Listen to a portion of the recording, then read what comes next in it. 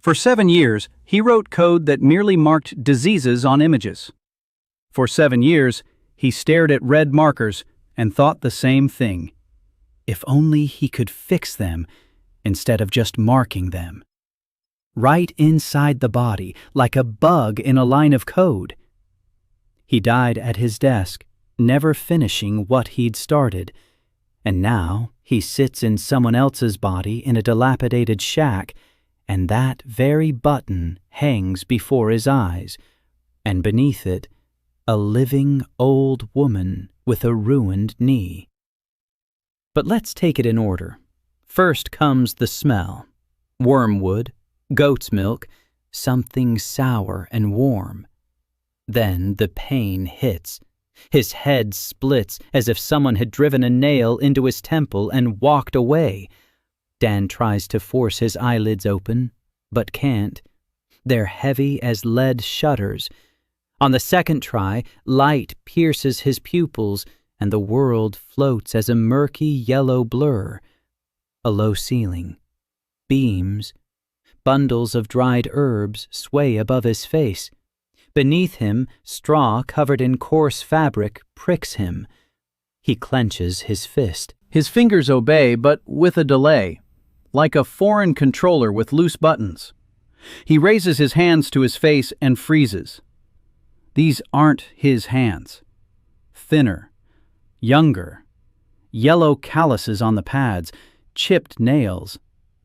Dan sits up and his stomach lurches into his throat. A stove in the corner, clay pots, shelves with little bags and jars. Everything is shabby and old and too real to be a dream. He touches his face. Sharp cheekbones, soft stubble, shoulder-length hair tangled and greasy.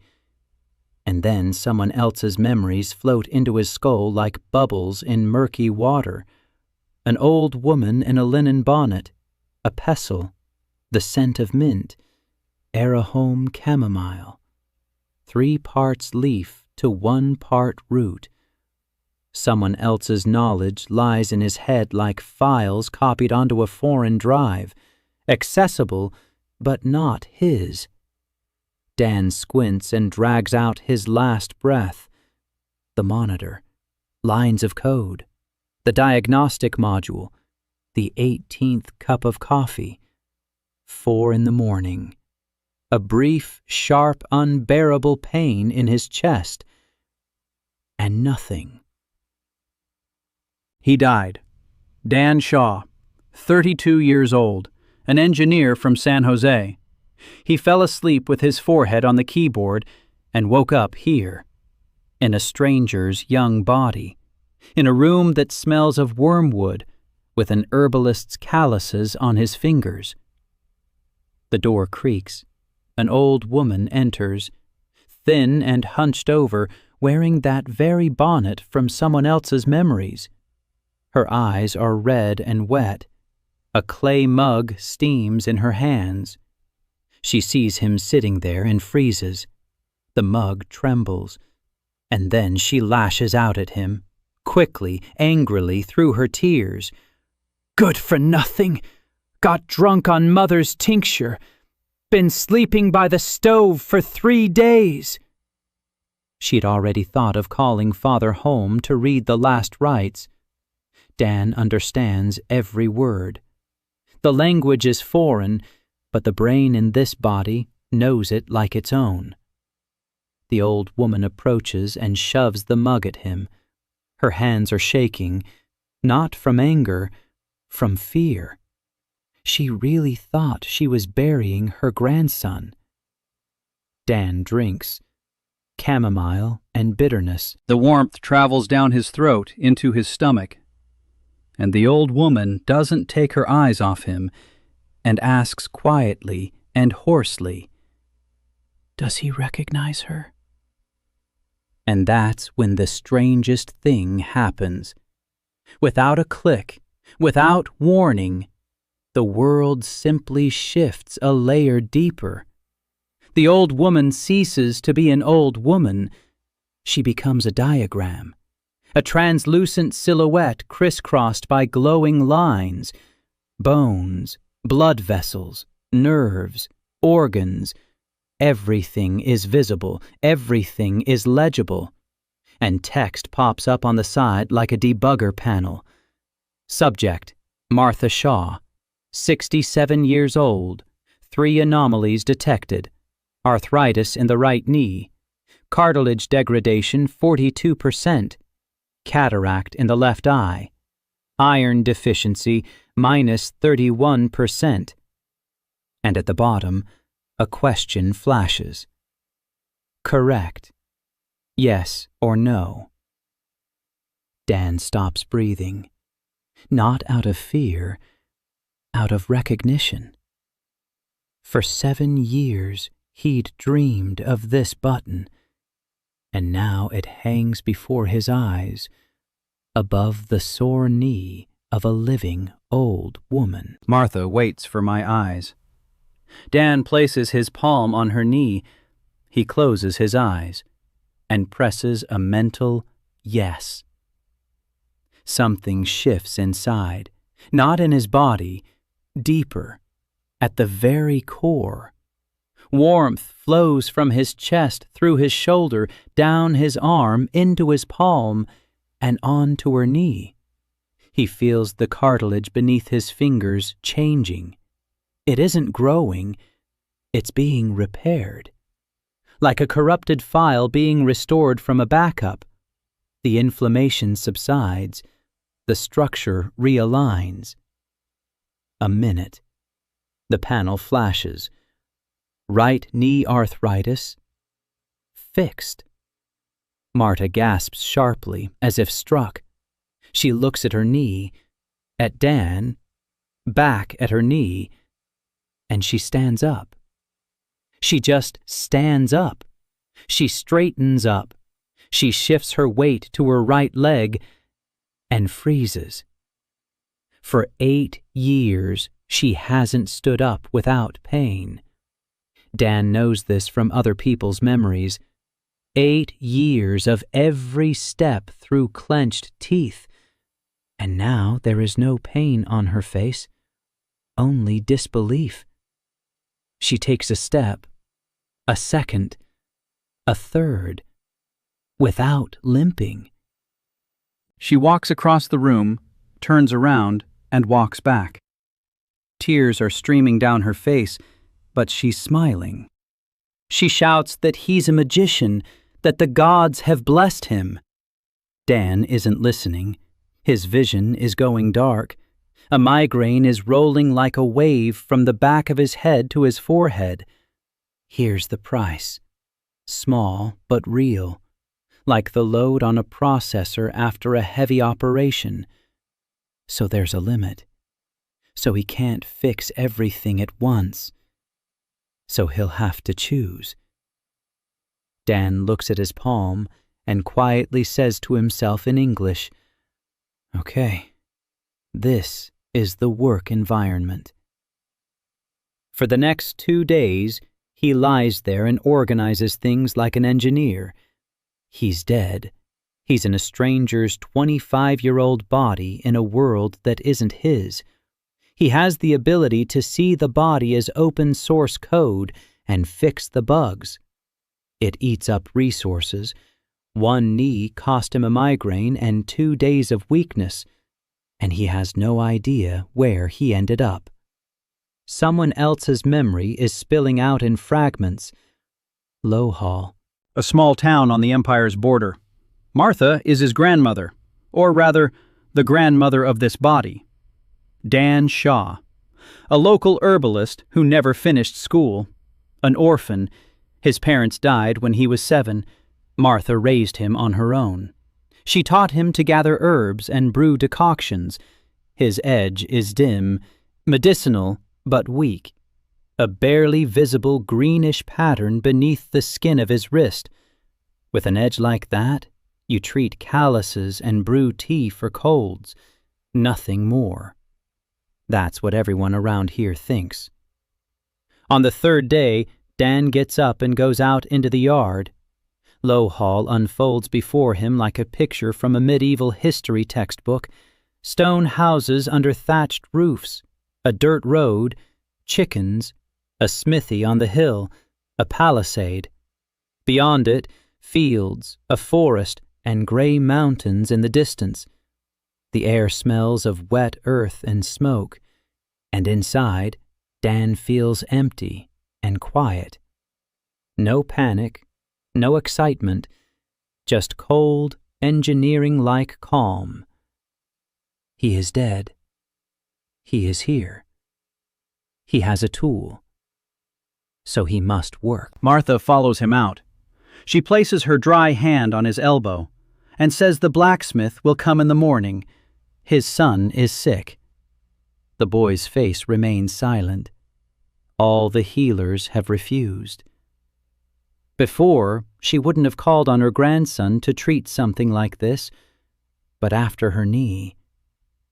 She falls silent, looks up at him, and says she doesn't know who he is now, but whoever he becomes, he's her Danny. And she believes him. A panel flashes at the edge of his vision. Cataracts, iron deficiency. 2 anomalies are waiting their turn. Dan turns away. Not yet. First, recover. First, find his limits. First, learn not to break himself on the very first patient. He tells her he'll see the blacksmith. Martha nods, and for the first time in 3 days, she stops crying. The blacksmith arrived at dawn. Dan heard him before he saw him. Heavy footsteps, the creak of the gate, a muffled voice saying something to the boy. Dan sat at the table drinking chamomile tea. His hands weren't shaking anymore. The migraine had gone by the evening of the second day. He felt 70% better. That should be enough. Martha opened the door. The blacksmith filled the entire doorway. Huge, shoulders wider than the doorframe, arms like 2 ham hocks' veins. On his left forearm, beneath the skin, the edge glowed. A bright golden pattern, clear and powerful. The edge of metal. Dan could see it even without focusing. It glowed through his skin like a built-in lantern. Behind the blacksmith stood a boy, 12 years old, skinny, dark hair, eyes cast down at the floor, hands hidden behind his back. He didn't want to come here. You could tell by his whole body, by his hunched shoulders, by his tense neck, by the way he stood half a step behind his father, as if trying to hide behind his back. The blacksmith entered. He introduced himself. His name was Bran. He had been the master of the Low Hall forge for 15 years. He spoke heavily and slowly, choosing his words carefully. Not because he was stupid, but because it pained him to say what he had to say. He said his son's name was Tim, that the boy was born with an edge pattern on his wrist, but the pattern never glowed.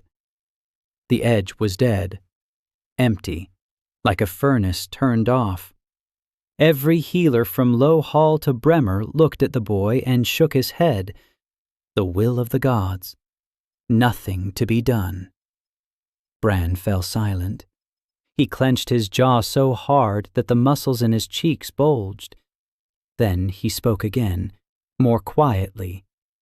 He said the boy could sense metal, with his hands. When he picks up a piece of metal, he knows where it's weak. When he touches steel, he feels what kind of blow it needs. His hands are golden. But without the edge, the guild won't accept him. Without the edge, he'll remain an apprentice forever. He'll be shoveling coal and pumping bellows until he's old, and everyone will know that Master Bran's son is a good-for-nothing. The blacksmith fell silent. His eyes were red. He wasn't crying. He was holding it together, but Dan saw his lower lip tremble. This huge man with a golden edge and hands capable of bending horseshoes stood before the young herbalist and could do nothing for his own son. Dan looked at the boy.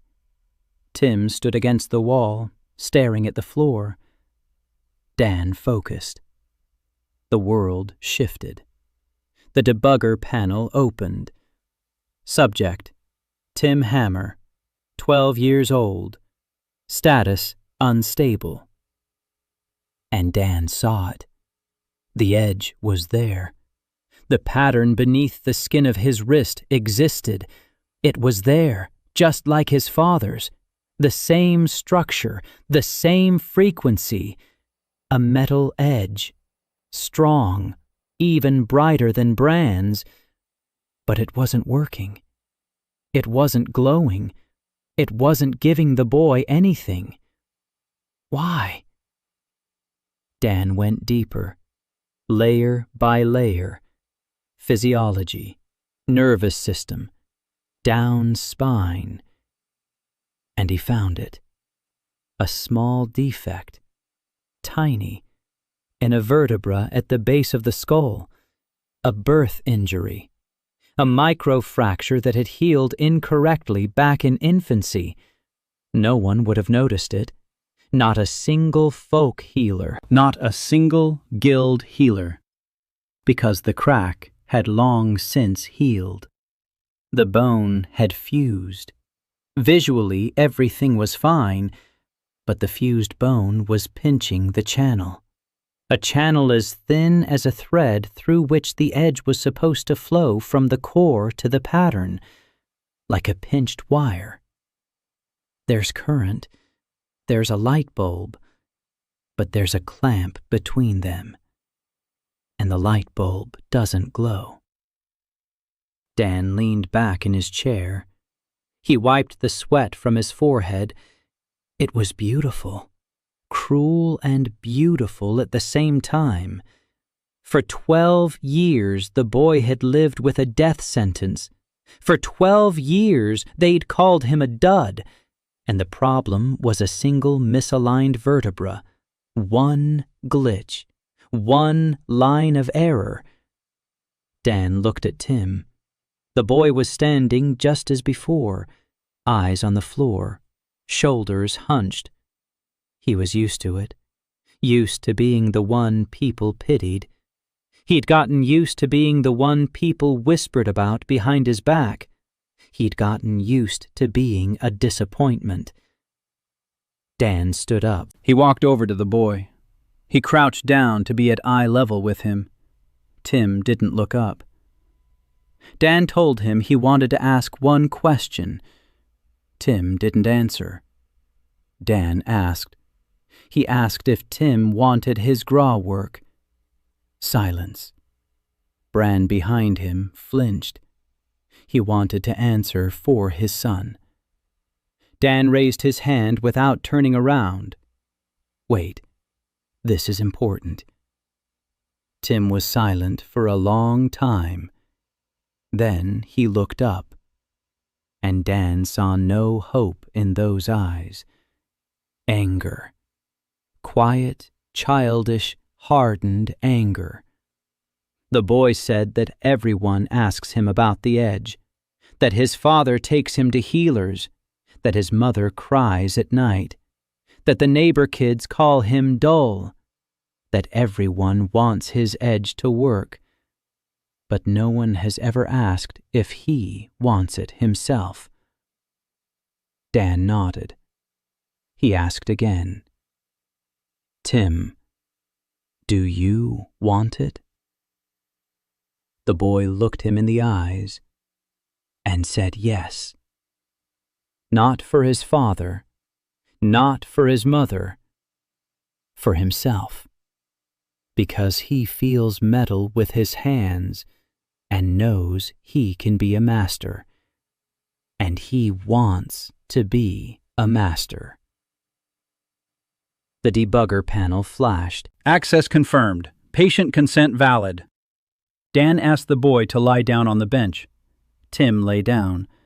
Dan placed 2 fingers on his neck.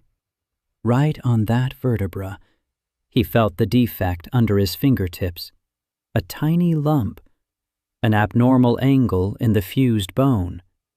He told the boy it would tickle a little now. Tim didn't smile. He stared at the ceiling and waited. Dan pressed down. Warmth flowed from his chest down his arm to his fingers. The bone shifted under his touch. It didn't break. It just shifted, like a part in a mechanism that had finally been put in place correctly. The channel opened, and the edge surged forth.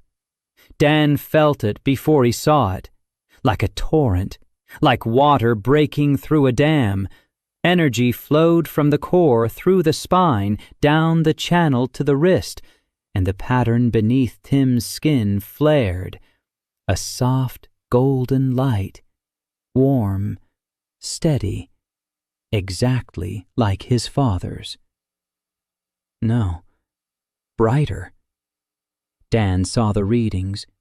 Tim's edge was stronger than his father's, significantly stronger. This boy, whom for 12 years they had called a nobody, carried within him one of the most powerful metal edges Dan could imagine. Tim raised his hand. He looked at his wrist. The pattern glowed gold through his skin. The boy didn't cry. He didn't scream. He just stared, silently, for a long time, like a man seeing the sun for the first time. A sound came from behind Dan, heavy and muffled. Bran dropped to his knees, right onto the earthen floor. The huge blacksmith was on his knees, and tears were streaming down his face into his beard. He didn't say a word. He just stared at the golden light on his son's wrist. Dan straightened up. Blood gushed from his nose immediately, fast and thick. He pressed his sleeve to his face. His head spun. The migraine struck like a hammer, stronger than after Martha, much stronger. He said calmly, like a doctor after a routine checkup, "Your son has the metal edge. A strong one. In a year, he'll surpass you, Master. Excuse me. I need to sleep." He took 2 steps toward the bed. On the third, his knees buckled. Martha caught him.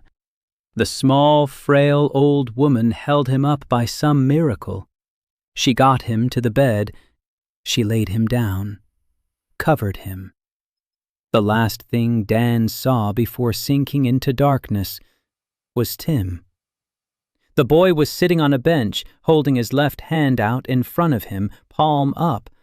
Golden light fell on his face, and for the first time in 12 years, there was a smile on Tim Hammer's face.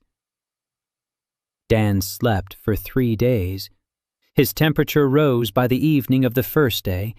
Martha changed the cold compresses on his forehead every hour. On the second day, a fever set in. He was delirious. He spoke in a language Martha didn't understand. He was saying certain words: server, overload, cache, debug. Martha sat beside him, holding his hand and praying. On the third day, the fever broke. Dan opened his eyes. The first thing he saw was Martha.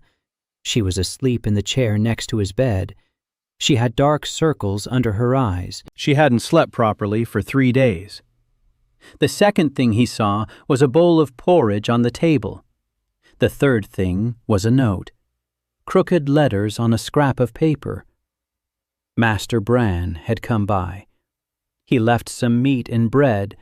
He said that all of Lowhall was talking about the boy with the golden edge, about the doctor from the shack. Dan lay there and stared at the ceiling. All of Lowhall is talking about it.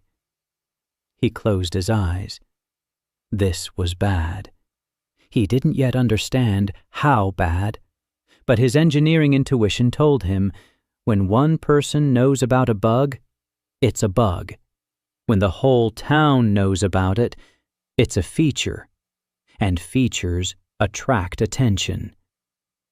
First came an old man with a bad back, then a woman with a child whose leg wound wouldn't heal, then 2 farmer brothers. One was limping, the other led the first by the hand.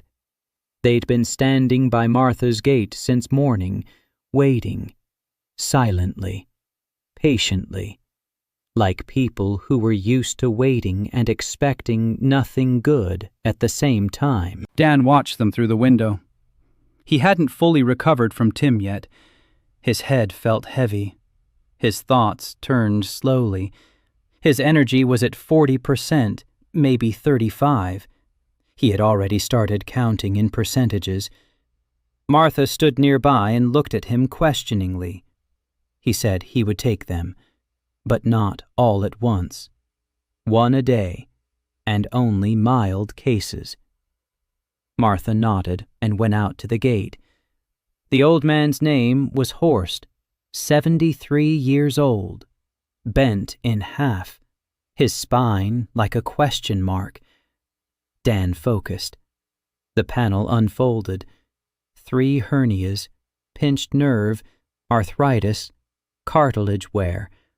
The usual set of issues for a man who'd spent his whole life hauling sacks of grain. Nothing serious, nothing complicated. Dan worked carefully. He removed the hernias, he freed the nerve, he patched up the cartilage. Not perfect, there wouldn't have been enough resources for perfection, but enough for the old man to straighten up 10 degrees and turn his head to the left for the first time in 5 years. Horst looked at his hands. He wiggled his fingers. He said they weren't numb. For the first time in 3 years, his fingers weren't numb. He looked at Dan with a long, strange gaze. Then, silently, he pulled 3 copper coins from his pocket and placed them on the table. Dan wanted to refuse. Martha coughed quietly behind him. He understood. In this world, you pay for treatment. If he refused payment, people would decide he was either a saint or dangerous. He didn't need either of those right now. He took the coins. He saw the woman and her child the next day. The boy was 6. The wound on his shin hadn't healed in 3 months. A local healer had been smearing it with fat and reciting prayers. Dan took a look. An infection. Deep. The bone was already affected. Another month, and the boy would have lost his leg. Dan cleaned out the infection. He triggered tissue regeneration. He applied something like a patch, a slow-acting treatment that would work on its own for the next 2 weeks. The mother watched as the wound on her son's leg closed right before her eyes. The edges were pulling together. The redness was fading. The pus was disappearing. She hugged her son so tightly that the boy squealed. Dan smiled. These moments, that's what it's all for. In the evening, he sat at the table and calculated resources, recovery, consumption. A simple case cost him half an hour of concentration and mild fatigue. A moderate one, like the boy's infection, cost several hours of weakness. A complex one, like Tim's, cost 3 days in bed. So in a week, he could take on 2 or 3 simple cases, or 1 moderate one, or save up resources for a complex one. Like a budget. Like a server's processing power. Finite. Renewable, but finite. He kept track, not on paper, in his head. He made a table. He calibrated it. He was learning to understand the limits of the new tool. On the 3rd day, the brothers came. The lame one and his brother. Dan looked at the lame one. an old fracture. A hip bone that had healed incorrectly, a simple but painful fix.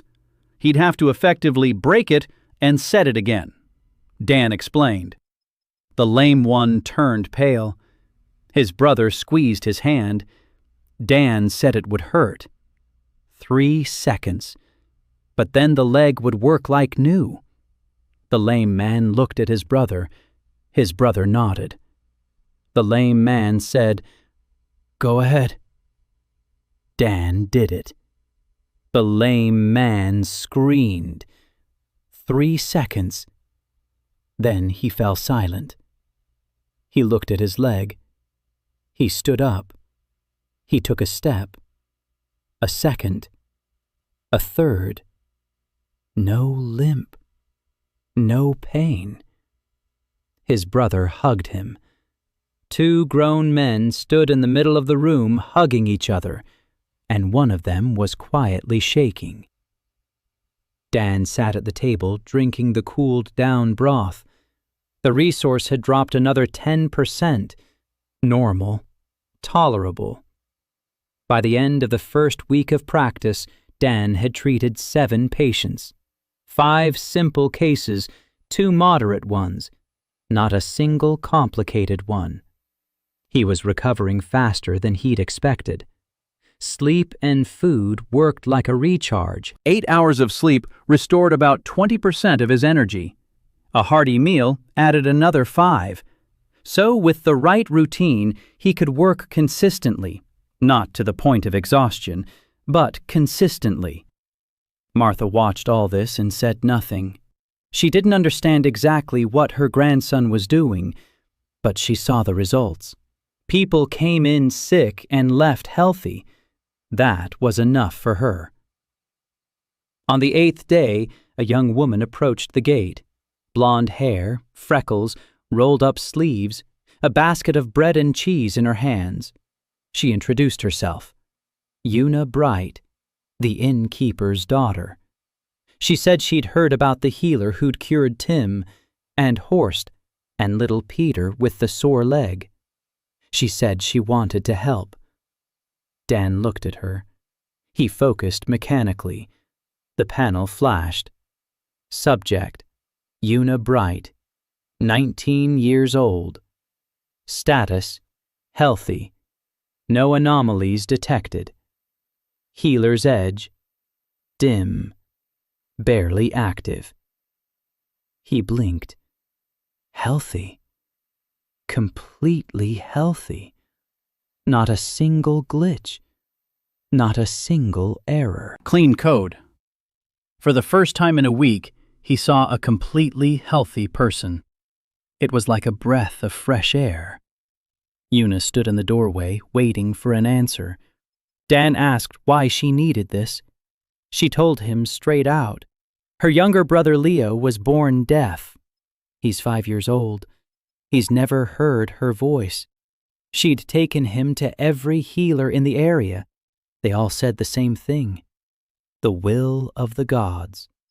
She said that if Dr. Shaw could awaken dead Granny, maybe he could awaken dead ears too. Dan looked at her for a long time. She didn't look away. Her eyes were gray and stubborn. He said he needed to see the boy first. Una nodded. She said she'd bring him tomorrow, and that today she wanted to help. Wash the floors, boil water, anything, just be there and learn. Martha, standing behind Dan, smiled quietly. She said they could use an extra pair of hands. Dan didn't argue. Una stayed. She worked like a machine. She washed the floors. She sorted through the herbs. She boiled 3 kettles of water. She bandaged the farmer's hand with a clean cloth he'd cut himself that morning. And all the while, she watched. Whenever Dan said something she didn't understand, she'd pull a stub of a pencil and a scrap of paper from her pocket and write it down. Sterility. Medical history. Patch. She wrote down every strange word. By evening, she had filled 2 pages. Dan looked at her notes. The handwriting was crooked but legible. She had written some words phonetically because she didn't know how to spell them. Sterility, medical history, patch. Dan laughed for the first time in a week. Una blushed. She asked what was so funny. Dan said nothing. That she was doing great, that she was writing it down correctly, and that tomorrow he would explain every word to her. Una blushed even more. She nodded. She gathered her basket. She left. Martha watched her go. Then she looked at Dan and said that the girl was a good girl, hard-working, and beautiful. Dan didn't. He was thinking about the deaf boy, 5 years old, congenital deafness. This wasn't a broken bone or a hernia. This was on another level. He didn't yet know how much it would cost, but he already knew he would try. Una brought Leo the next morning. She literally carried him in. The boy sat in her arms, wrapping his thin arms around her neck. 5 years old, small, blonde hair like his sister's, big gray eyes that looked at the world attentively and warily. He wasn't crying. He wasn't acting up. He just looked. He was used to observing. When you can't hear the world, you learn to read it with your eyes. Una sat him down on the bench.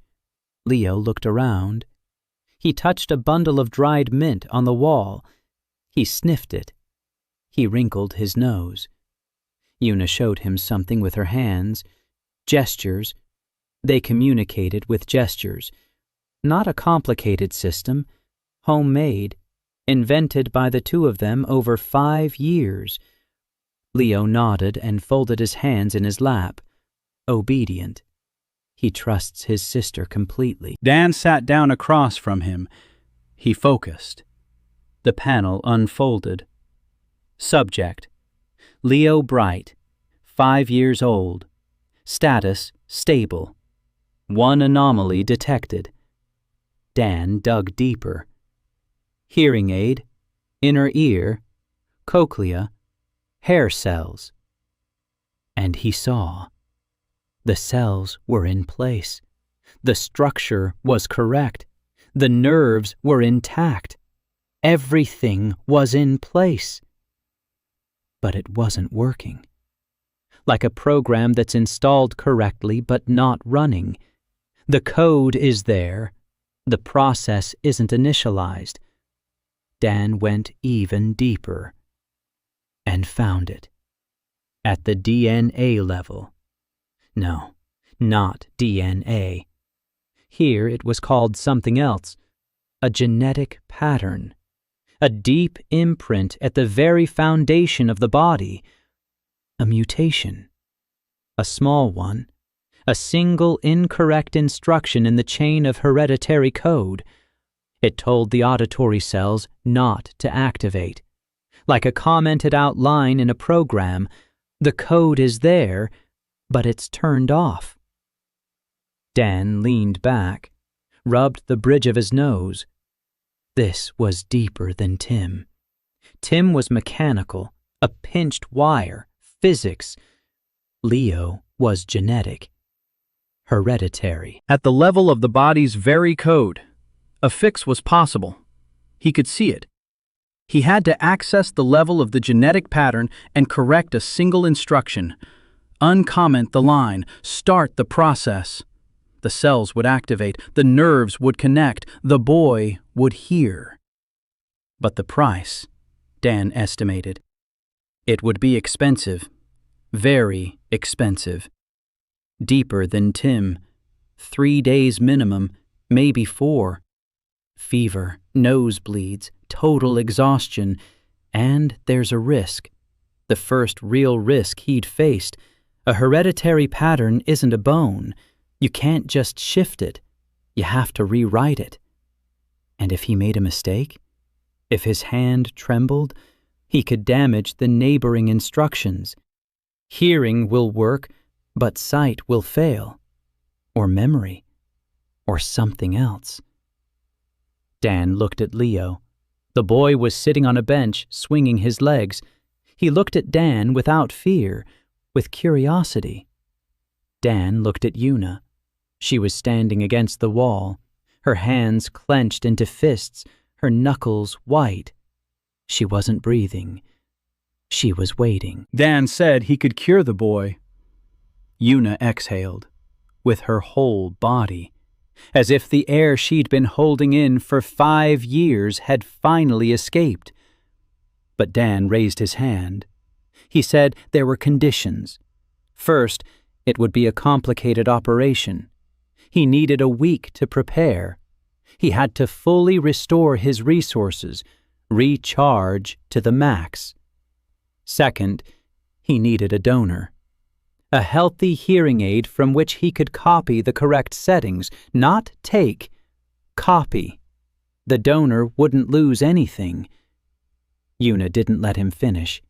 She said she would be the donor. Herself, her ears, her hearing. He could copy from her. Dan looked at her. She didn't hesitate for a second. He stated the third condition. He had to talk to the boy, one-on-one. Una frowned. She asked why. Dan said it was his rule. Talk first, then treatment. He had to make sure the patient wanted to be cured. Una said the boy was 5 years old. That he didn't understand. Dan said children understand more than adults think. Una fell silent. Then she nodded. She gestured to Leo that she was going to leave now, that this man was a good person, and that he wanted to talk. Leo looked at Dan, then at Una. He nodded. Una left. Dan stayed with the boy. He didn't know the sign language of this world, but he didn't need to. He took a coin out of his pocket, showed it to Leo, tapped the coin on the table. A sound, a dull thud. Leo didn't hear it, but he felt the vibration. He touched the table. He looked at Dan. Dan pointed at the coin, then at Leo's ear. Then he made a gesture with his open palm. Open. Leo looked at him, then slowly pointed to his own ear and shook his head. It doesn't work. He knows. Dan nodded. Then he pointed at himself, at Leo's ear, and nodded. I can fix it. Leo froze. He stared without blinking. Then he reached out and touched Dan's palm, as if checking if he was real. Dan didn't move. The boy held his hand and looked him in the eyes. Then he nodded. Once, seriously, like an adult. The panel flashed at the edge of his vision. Consent confirmed. Dan spent the next week in strict recovery mode. Not a single patient. 10 hours of sleep, 5 meals a day. Martha cooked him thick porridge with butter and meat broths. Una came every day. She helped Martha. She cleaned. She cooked. And waited. Patiently and stubbornly, like someone who had waited 5 years and could wait another week. Dan was preparing. Not physically, mentally. He ran the operation plan through his head over and over. Enter the level of the hereditary pattern. Find the defective instruction. Copy the healthy template from Una. Integrate it into Leo's pattern. Activate. Exit. 6 steps, each of which required absolute precision. On the 7th day, he was ready. Energy at maximum, mind clear, hands steady. In the morning, Una brought Leo. Dan sat them side by side, Una on the right, Leo on the left. He placed his right hand on Yuna's temple, his left on Leo's ear. He closed his eyes, and he began. The first 3 steps went smoothly. He entered Yuna's pattern, found a healthy instruction, copied it, cleanly, without errors. Then he moved on to Leo, entered his pattern, found a defective line. There it was. One incorrect instruction, tiny, but absolute. He began the replacement, carefully, character by character, like a surgeon working under a microscope. The old instruction was fading away, the new one was taking its place. Connections were being restored, the cells were receiving a new signal. Activate. Work. Here. Dan felt the resources draining away. Fast. Very fast. Faster than with Tim. The deep work was devouring power like a fire. Blood started flowing from his nose. He didn't pay attention. His temperature began to rise. He didn't pay attention. Just a little more. One more connection. One more. The last one. Done. He activated the process.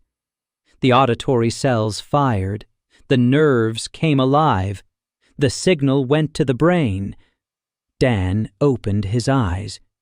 He took his hands away and looked at Leo. The boy sat motionless. His eyes were huge. His mouth was slightly open. He could hear. For the first time in his life, he could hear. The crackling of firewood in the stove, his sister's breathing nearby, the sound of the wind outside the window, the creak of the floorboards under Martha's foot. The world came crashing down on him in sounds. Leo turned his head toward Yuna. Yuna was standing nearby. Tears were already streaming down her cheeks. She couldn't speak. Her throat was tight. She just stood there, looking at her brother, and cried. Leo reached out to her, touched her cheek, wet with tears, and spoke. The first word of his life. Clumsy, stammering, barely recognizable. You. He was trying to say Yuna. Yuna broke down. She fell to her knees next to the bench and hugged her brother, sobbing into his shoulder. Leo hugged her back and looked around with wide eyes, listening to the world. Martha was crying by the stove. Dan was sitting on a chair. Blood from his nose was running down his chin onto his shirt. Everything was spinning before his eyes. His hands were shaking. His reserves were at 0. Absolute 0. He had squeezed himself dry. But he was smiling, quietly, to himself. This was why. This was why he had written code at night in the children's hospital. This was why he had dreamed of a button that fixes errors right inside the body. There it was. The button worked. And the boy heard the nurse's voice. Dan tried to stand up. He couldn't. His legs wouldn't hold him. Yuna looked up. She saw the blood on his face. She jumped up. She caught him on one side, Martha on the other. They got him to the bed. They laid him down. Yuna wiped the blood from his face with a wet rag. Her hands were shaking, but her movements were precise, like a nurse's. Dan looked at her with a dazed expression. He said the boy would have to learn to speak, that he had hearing but would have to start speech therapy from scratch, that it would take months. Yuna nodded. She said she would teach him, that she would talk to him every day and every night, that she would sing him songs until he learned every word. Dan closed his eyes. He sank into the darkness. 4 days. Worse than after Tim. On the second day, he stopped eating. On the third, Martha called Father home. The priest came. He looked at Dan. He looked at Martha. He said the boy wasn't dying, that he was just sleeping, very deeply. Martha didn't believe him. But on the fourth day, Dan opened his eyes. Una was sitting next to Leo on her knees. The boy was sleeping, snuggled up to his sister. There was food on the table, fresh. Una came every day while he was unconscious. She said that Leo already knows 4 words. Una. Yes, no, and one more. Healer. He calls Dan Healer. Dan lay there staring at the ceiling. 4 words in 4 days. Not bad for a boy who had lived in silence for 5 years. It was raining outside the window, quiet and steady. Dan listened to it and thought. Resources. Recovery. Limits. Every difficult case sets him back for days. If he treats only difficult cases, he'll spend half his life in bed. So he needs a system. He needs order. He needs rules. He began to formulate them. Rule number 1, talk first, then treat. Rule number 2, simple cases every day. Complex ones no more than once every 2 weeks. Rule number 3, always keep a reserve. Never use up everything completely. Today, he broke the 3rd rule. For the boy who said, you. He didn't regret it, but he couldn't do that again. If he breaks down, there will be no one left to treat the next patient. A month had passed. Low Hall had grown accustomed to the doctor from the shack. People came every day, not in crowds, 1 at a time, 2 at a time. Martha met them at the gate. She wrote down their names. Una led them inside. Dan examined them. He talked. He treated them, or he didn't. Sometimes he said the problem wasn't physical. A man came in with back pain. Dan took a look. The scan came back clear, no abnormalities. The back was healthy. Dan asked what was wrong. The man hesitated. Then he said that 3 months ago he'd had a fight with his wife. She'd gone to her mother's. Since then, he'd been sleeping on the floor in the smithy, on the stone floor, for 3 months. Dan said the problem wasn't with his back. The man looked at him blankly. Dan said he needed to go home and talk to his wife. The man left angry. A week later, he returned, with his wife. They were both carrying a pie. The man said his back was better. His wife said that Dr. Shaw was a smart man. Dan took the pie. Una jotted it down in her notebook. Psychosomatics. She didn't know what that meant, but she wrote it down. By the end of the first month, a routine had begun to take shape around Dan. In the morning, he'd get up. He'd eat the porridge Martha had cooked. He'd go out into the yard. Una was already there. She arrived before dawn. She brought fresh bread from her father at the tavern. She prepared decoctions according to the recipes Dan dictated to her. She kept records. She started a thick notebook. She divided it into sections: patients, symptoms, treatment, results. Dr. Shaw's strange words. The last section was the thickest. Dan saw patients until noon. He had lunch. He slept for an hour. After lunch, he studied the world. He read the books Martha kept on the shelf, herb guides, records of air home healers, the history of Low Hall, the facets. He read about the facets and compared them to what he saw through the debugger panel. Local science described the facets as a gift from the gods, innate and unchangeable. A bright facet meant strong talent, a dim one meant weak, a dead one meant none. Everything was predetermined at birth. Dan shook his head. He saw something else. The facets weren't unchangeable. They were systems, complex, multi-layered, with errors and bugs and untapped potential. Tim wasn't a blank slate. He had a blocked channel. Leo wasn't death by the will of the gods. He had a single, incorrect instruction in his genetic code. The will of the gods. Dan shuddered every time he heard that. The will of the gods isn't a diagnosis.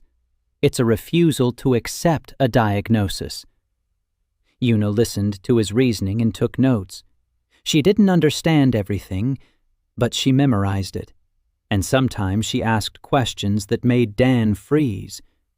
She asked once, if the Grani are systems, then who wrote them? Dan looked at her.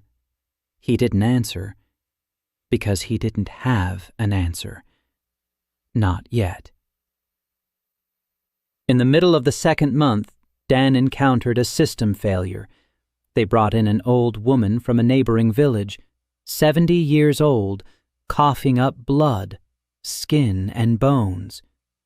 Dan looked.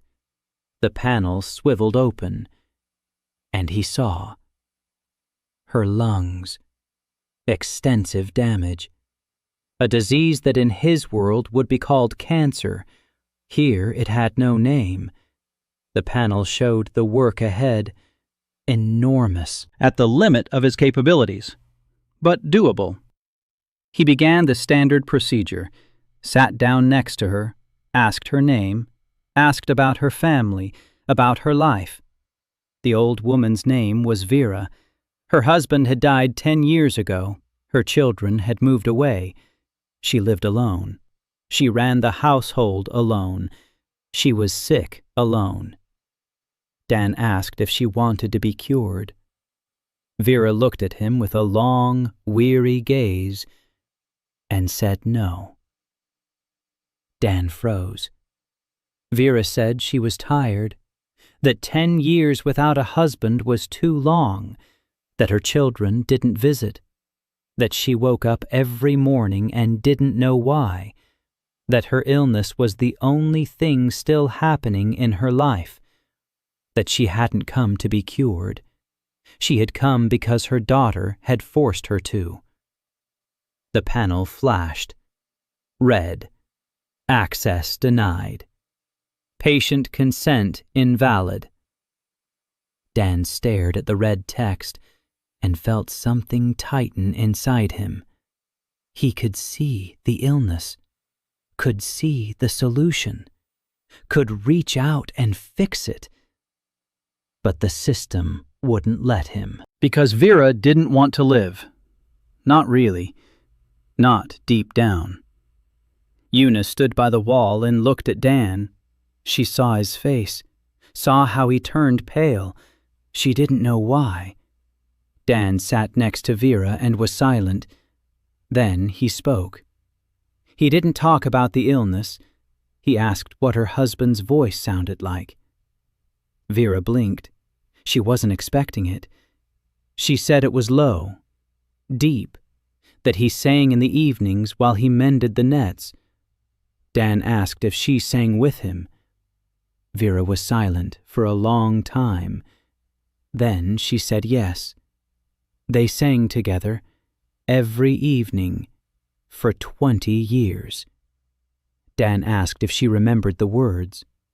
Vera opened her mouth, closed it, opened it again, and began to speak.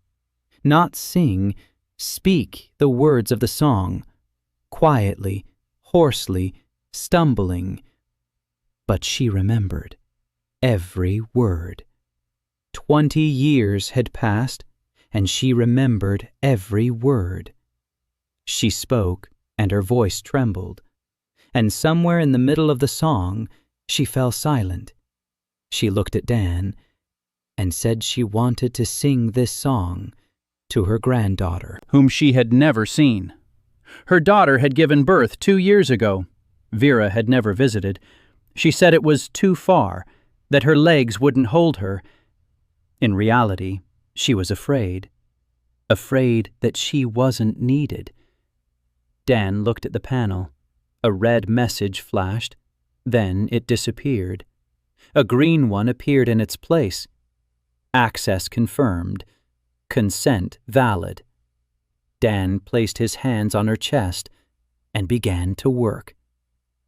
It took 3 hours, the longest operation of all. He scraped away the damaged tissue layer by layer. He restored the cells. He applied patches to the damaged areas. He left behind instructions for slow regeneration. Blood was flowing from his nose, from his ears. His hands were shaking. Una stood nearby and wiped the blood from him without getting in the way. Martha held Vera's hand. 3 hours later, Dan withdrew his hands. The panel displayed, lung damage eliminated, regeneration initiated, full recovery in 4 months. Vera coughed. Once, without blood. The first time in 6 months without blood. She looked at Dan. He was as white as a sheet, barely holding on to his chair. She spoke softly. She said she wanted to see her granddaughter. Dan nodded. He said that in 4 months she would be able to go. Vera stood up. Slowly, carefully. She walked to the door, turned around, said she would sing that song for her, and left. Dan slid off the chair onto the floor. Una caught him, laid him down right on the rug by the stove, brought him some water. He drank in small sips. His hands wouldn't obey him. His fingers wouldn't bend. Complete exhaustion. Una sat next to him on the floor. She looked at him and said quietly that she understood why they had talked before the treatment. Dan looked at her. Una said that he doesn't just treat the body. He treats the reason why the body is sick. And if the reason is that a person doesn't want to live, then first you have to restore that desire, and only then treat the illness. Dan looked at her and thought that this 19-year-old innkeeper's daughter had just articulated what he'd been thinking about for weeks. He said that she would make a good doctor. Una blushed. She said she wasn't a doctor. She just takes notes. Dan closed his eyes. 3 days of recovery, at least. But it was the right thing to do. Vera would see her granddaughter. Vera would sing her a song. It was worth 3 days. That evening, when Martha had already gone to bed and Una was getting ready to go home, Dan called her over. He said that starting tomorrow, they would have a new rule. The clinic's first rule. People first, then the diagnosis. Una took out her notebook. She wrote it down. The clinic's first rule. People first, then the diagnosis. Then she looked at him and said she liked that rule. Dan said he did too, and that tomorrow he would tell her what psychosomatics was. The rider appeared at sunset. Dan heard the clatter of hooves before he saw the horse. A heavy, uneven rhythm. The animal was limping. He stepped out onto the porch. A black figure was moving along the road from the east gate. The horse was black and wet with sweat. A woman in leather armor sat on it. Dark hair tied in a knot at the nape of her neck, a scar across her left eyebrow. Her face was gray with fatigue. She held on to the saddle with one hand With the other, she was clutching someone to her. A body. Human. Lifeless. The woman stopped the horse at Martha's gate. She looked down at Dan. Her eyes were dark and empty. The eyes of a person who hadn't slept in 3 days. She said one word. Healer. Not a question. A statement. She knew where she was going. Dan nodded. The woman dismounted. Her movements were precise even through her exhaustion. She carried the body in her arms as if it were a child. But it wasn't a child. A woman, about her age, thin, skin with a yellowish tint, lips blue, breathing barely noticeable. Dan stepped back from the door. The woman entered. She laid the body on the bench, carefully, gently, as if it were the most precious thing she possessed. Then she straightened up. She said her name was Cassandra Rain, that she was a mercenary, that the woman on the bench was named Alice, that Alice was her partner, that she had been poisoned 4 days ago. Snake vine poison. Not a single healer from Bremer to Lowhall could help. They all said the same thing. Too late. The poison was in her blood, in her organs, in her bones. 2 weeks at most. Cass spoke evenly, without emotion, like a report. But Dan saw her hands. Her fingers clenched so tight her knuckles were white.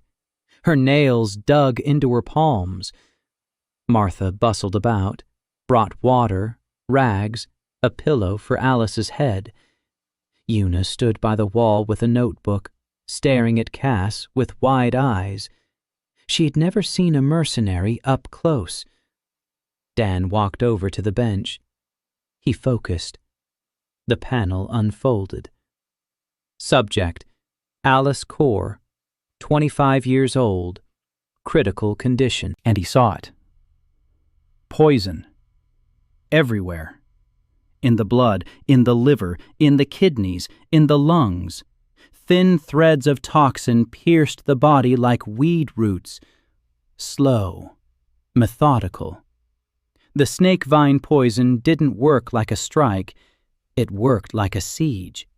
Slowly poisoning organ by organ. Cells.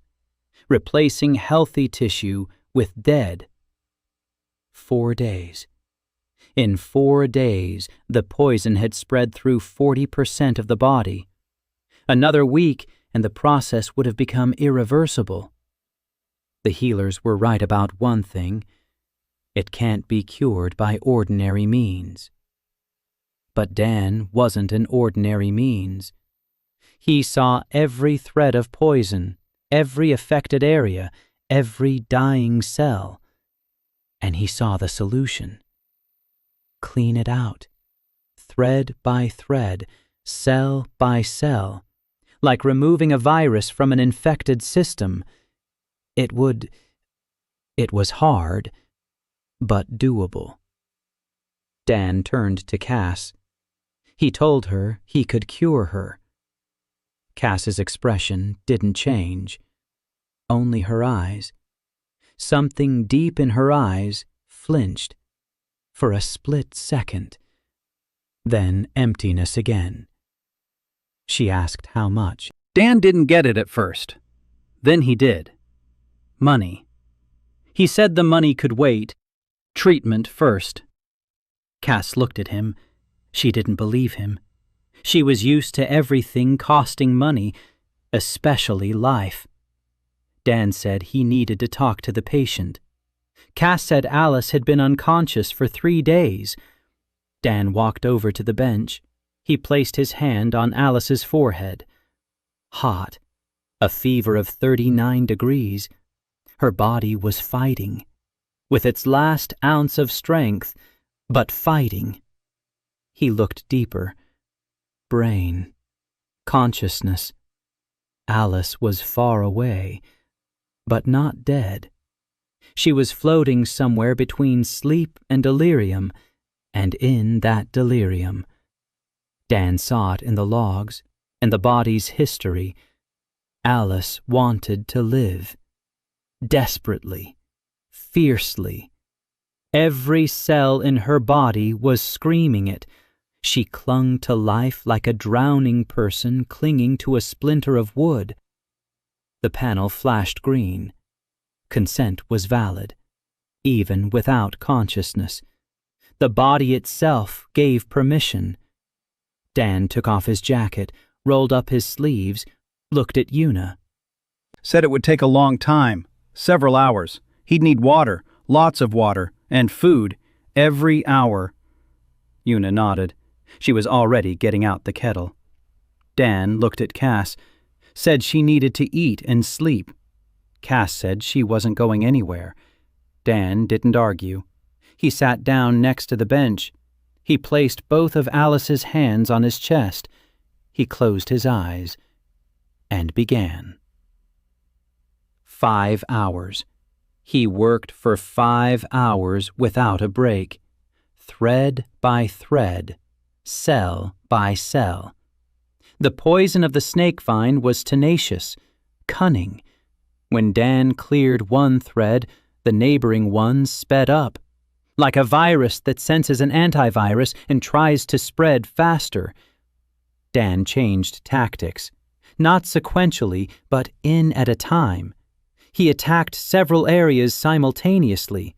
He pressed the poison from different sides. He cornered it. Una brought water every hour. She held the mug to his lips. He drank without opening his eyes. His nose started bleeding in the second hour. In the third, his hands began to shake. In the fourth, his vision darkened, but he didn't stop. Cass sat against the wall. She didn't move. She didn't sleep. She watched Dan and Alice without looking away. 5 hours of motionless, silent waiting. At the 5th hour, Dan removed the last strand. He cleared the last affected cell. He applied a patch to the liver and kidneys. Deferred instructions. Slow regeneration. 2 months of recovery. But she'll live. He opened his eyes. The panel flashed. The snake vine poison has been neutralized. Organs stabilized. Regeneration initiated.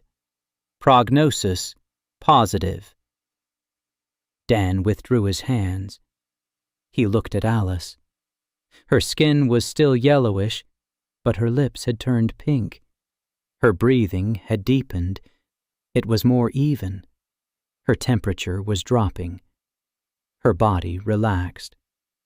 For the first time in 4 days, Alice was asleep. Not delirious. Asleep. Dan turned to Cass. He opened his mouth to say that everything was fine, and fell. He just fell off the chair. Cass caught him.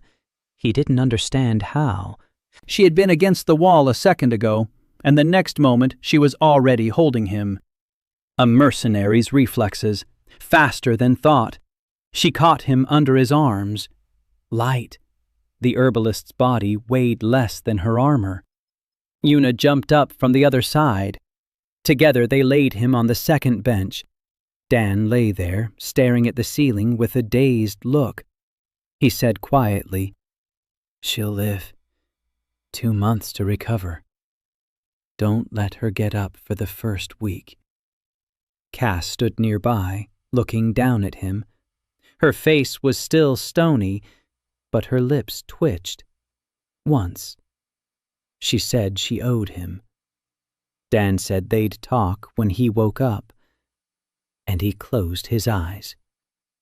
He slept for 2 days. When he woke up, Cass was sitting on the floor between the 2 benches, back to the wall, sword on her lap. Alice was sleeping on one bench. Den was lying on the other. Cass was guarding them both. She hadn't left for 2 days. Una brought her food. Martha tried to persuade her to lie down properly. Cass refused. She said she would guard the doctor until she had paid her debt. Dan sat up. His head was spinning, but it was bearable. Energy at 15%. Bad, but not 0. He looked at Cass. He focused. The panel opened. Subject, Cassandra Rain, 26 years old. Status, stable. And he saw the logs. The body's history. An old scar on the left shoulder. Miscarry. Limits arm mobility by 18%. 3 broken and misaligned ribs. A burn on the right thigh. An acid burn. A cut on the back. Deep. Old. And something else. Deeper. In the muscles and ligaments of the right shoulder. Chronic inflammation. Chronic. Pain with every swing of the sword. Cass had lived with this pain for years, got used to it, compensated with technique. But every strike cost her an effort that a healthy fighter shouldn't have to expend. Dan looked at her. She sat with her back straight. Her face was calm. No trace of pain. She was so used to it, she didn't even notice. He told her shoulder had been hurting for a long time. Cass looked at him, quickly, sharply, like a predator that heard a rustle in the bushes. She didn't answer.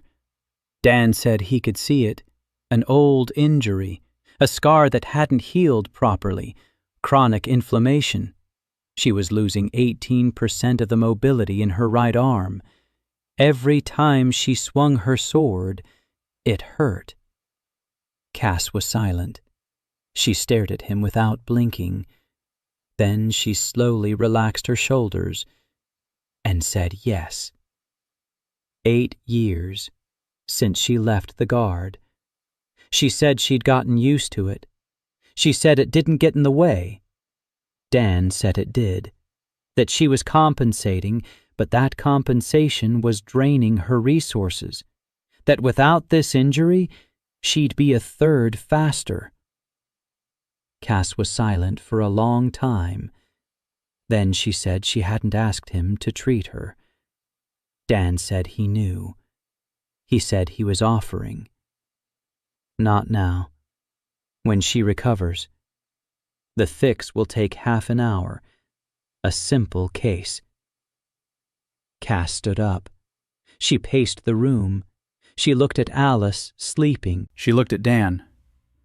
And she said she would stay. Not for half an hour.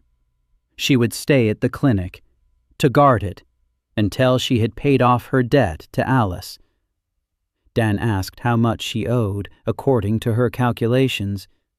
Cass said that a partner's life is priceless, so the debt is endless. So she'll stay forever.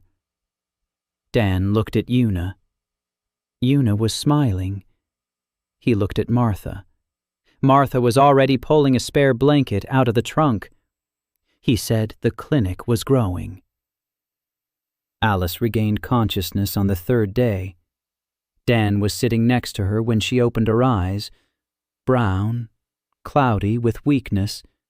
She looked at the ceiling, at the walls, at the bundles of herbs. She didn't recognize the place. She turned her head. She saw Dan. She didn't recognize him either. Then she saw Cass. Cass was sitting by the wall, as always, sword on her lap, eyes open. Alice looked at her. Cass looked at her. Neither of them said a word, but something passed between them, invisible, quiet. Alice closed her eyes and fell asleep again, calmly now. Cass leaned her head back against the wall and closed her eyes too, for the first time in 5 days. Dan went out into the yard.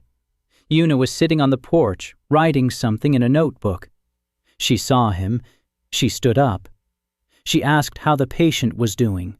Dan said she had come to her senses, that the crisis had passed, that she needed rest and food and time. Una nodded. Then she said that while he was asleep, people had come. 3 from Bremer, a 2-day walk. They'd heard about the doctor who wakes the Granny. Dan rubbed the bridge of his nose. Bremer. That's not Lowhall anymore. It's the next town over. A 2-day journey. The rumor was spreading. He asked what was wrong with them. Una looked at her notebook. First, a man, 40 years old. Stomach pain for 3 months. Second, a 35-year-old woman. The child can't walk, can't stand on his own. Third, an old man, going blind in both eyes. Dan looked up at the sky. Gray. Rain was coming. 3 patients from another city. Soon there will be 30. Then 300. Rumors about Tim, about the boy with the dead Grania that flared up gold. This isn't just local gossip anymore. It's a story that will grow and grow. He told Una he'd see them tomorrow. Resources are too low today. Una nodded.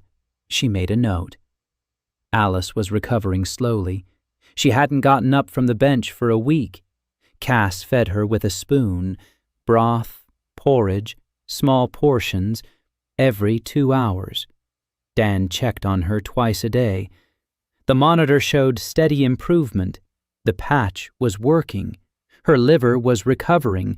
Her kidneys were filtering more efficiently with each passing day. On the 5th day, Alice spoke. Her voice was weak, hoarse. She asked Cass where they were. Cass said Lowhall, at the doctor's. Alice asked how many days had passed. Cass said 9. Alice closed her eyes, then opened them, looked at Cass, said she remembered. Pain, darkness, and Cass's voice, distant. Saying, "Don't you dare! Don't you dare now!" Cass turned away, stood up, went out onto the porch.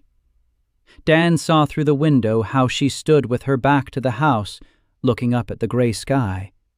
Her shoulders were level, her back was straight, but her hands were clenched into fists. 8 years. For 8 years she'd dragged Alice from to the healers, not from this poison, from another, an older one. Dan saw traces in Alice's blood. Chronic poisoning. Old. A year's worth. Someone had been poisoning Alice slowly and methodically. The snake vine was the final blow to an already weakened body. Dan flushed out the old poison, too. He didn't tell Cass. Not yet. On the 10th day, Alice stood up. Her first steps were unsteady. Cass stood nearby. She didn't support her. She just stood there, ready to catch her. Alice made it to the door. She stepped out onto the porch. She looked out at the yard, at Lowhall, at the gray sky. She breathed in the air, deeply, with her whole chest. For the first time in 6 months, with her whole chest. And she smiled. Cass stood behind her, and Dan saw what he hadn't seen before. Cass was smiling too. Barely noticeable, the corner of her lips, but she was smiling. Dan turned away, gave them a moment. That evening, Alice asked to talk to Dan, one-on-one. Cass left. Alice was lying on the bench. She looked at Dan, She said she knew who had been poisoning her. The first poison, the old one, the leader of the unit where she and Cass had served. He wanted Cass to stay. Cass was the best blade in the unit, but Cass wanted to leave. With Alice. The leader decided that if Alice got sick, Cass wouldn't leave. She'd work to pay for the treatment. And she did. 3 years. Alice said Cass didn't know, that Cass thought it was an illness. Dan listened in silence. Alice said she hadn't told her because she was afraid. If Cass found out, she'd kill the leader and either die herself or become a criminal. Alice fell silent.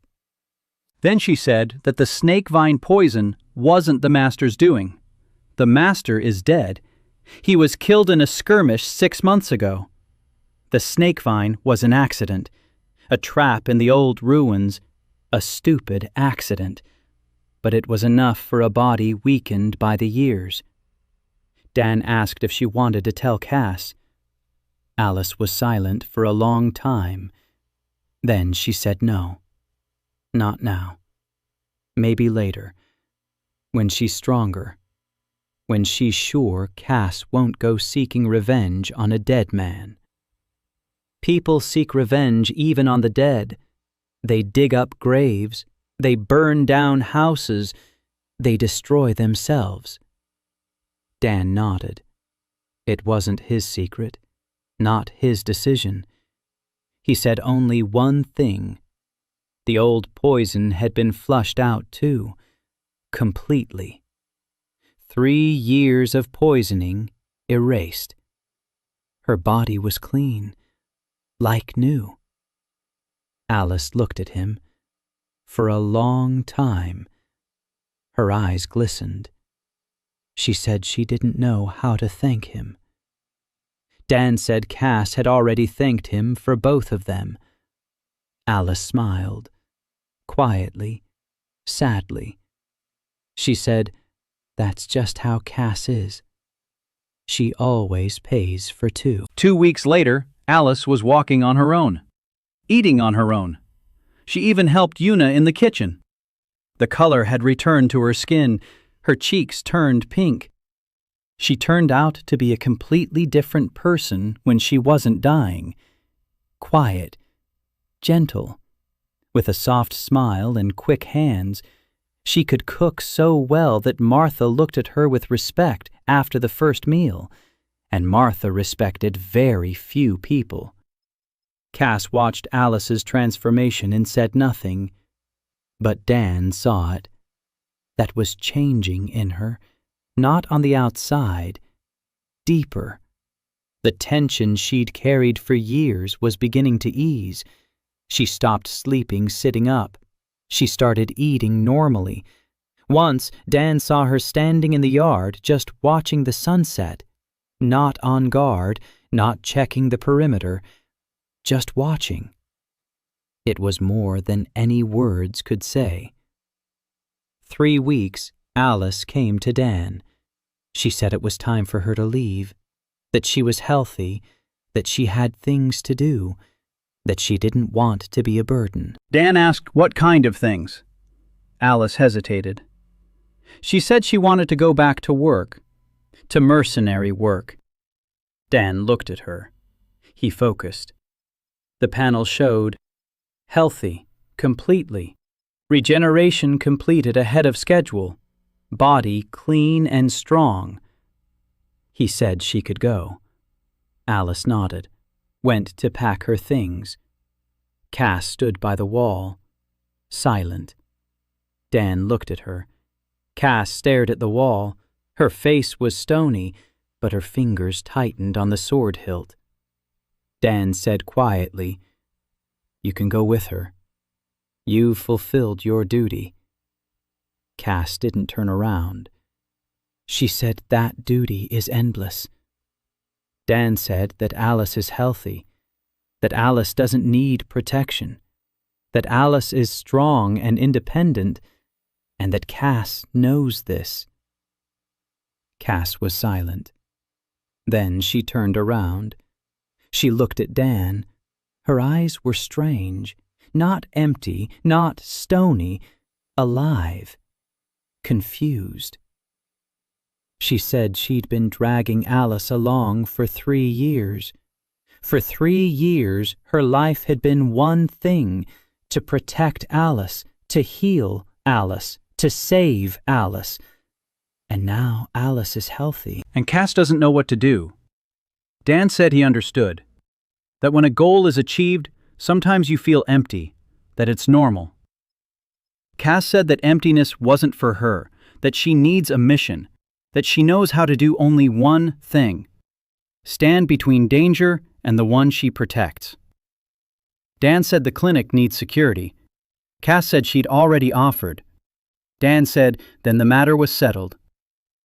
Cass was silent. Then she said that Alice would leave on her own, for the first time in 10 years. Dan nodded. Alice left in the morning, at dawn, backpack on her shoulder, sword at her belt. Healthy, strong, new. She hugged Una, shook Marta's hand, bowed to Dan, walked over to Cass. They stood facing each other, in silence, for a long time. Then Alice said she'd be back. Cass said she knew. Alice turned and walked down the road toward the east gate, without looking back. Cass stood by the gate and watched her go, until the black figure dissolved into the morning mist. Then she turned. Looked at Dan, said the shoulder, the one he'd offered to fix. She agreed. Dan nodded. The procedure took 20 minutes, a simple case. He rearranged the scar tissue, removed the inflammation, aligned the muscle fibers. Cass stood up from the bench, raised her right arm, slowly, all the way. A circular motion, full range of motion, no pain. For the first time in 8 years, no pain. She didn't smile, she didn't cry. She simply drew her sword and made 3 strikes in the air, quickly, sharply, precisely, and froze. She looked at the blade, she looked at her hand, and said one word: faster. Dan nodded. A third of the way, just as he'd said. Cass sheathed the sword, looked at Dan, and said that if anyone laid a finger on Dr. Shaw, she'd cut that person in half. Dan said he appreciated it, but would prefer it without the "in half" part. Cass didn't smile, but the scar on her brow twitched slightly. Maybe that was a smile. For her. The Healers Guild inspector arrived in Lowhall in the middle of the 6th month. His name was Theodore Ball. Short, stout, round glasses on a fleshy nose, a gray wool traveling cloak with the Guild's crest on the scales and a snake. He arrived riding a gelding so fat that Una later wrote it down in her notebook: the inspector's horse. Low up time. Dan smirked when he read it. The phrase stuck. Theodore dismounted at the Brights Inn. He ordered lunch. He ate without rushing. He asked the innkeeper about business. Then, casually, he asked about the doctor. The innkeeper, Una's father, looked at the inspector, then at his daughter. Una nodded ever so slightly. The innkeeper shrugged. He said there was a herbalist, old Martha's grandson. He treats corns and brews cough syrups. Nothing special. Theodore nodded, finished his ale, wiped his lips with a handkerchief, and went to Martha's shack. Dan knew he was coming. Cass saw him at the tavern, recognized the Guild's crest, came over and said one word: the Guild. Dan nodded. He'd been expecting this. Sooner or later, the rumors would have reached him. 6 months. Longer than he'd expected. He told Cass not to get involved, told Una to put the notebook away, told Martha to be herself. Theodore knocked. Martha opened the door, let him in, offered him tea. Theodore sat down at the table. He looked around the room. Shelves with herbs, pots, a pestle on the table. Everything like a typical village herbalist, nothing suspicious. Dan came out of the back room. Theodore looked at him. He narrowed his eyes. Dan focused for a second. The panel flashed. Subject, Theodore Ball, 52 years old, status, stable. 4 anomalies, gout, gallstones, early-stage diabetes, and one more thing. Healer's edge, medium intensity, functional, but only 1/3 active. Theodore was a healer who had long since stopped healing.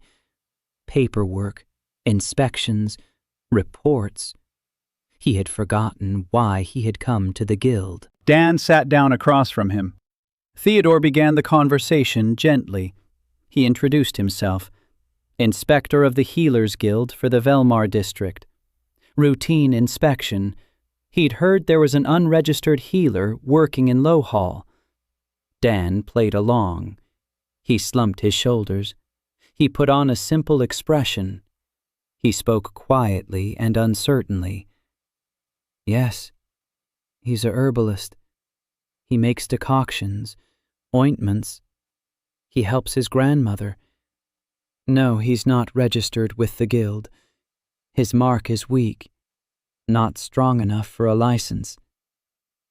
He showed his wrist, a pale greenish pattern, barely visible.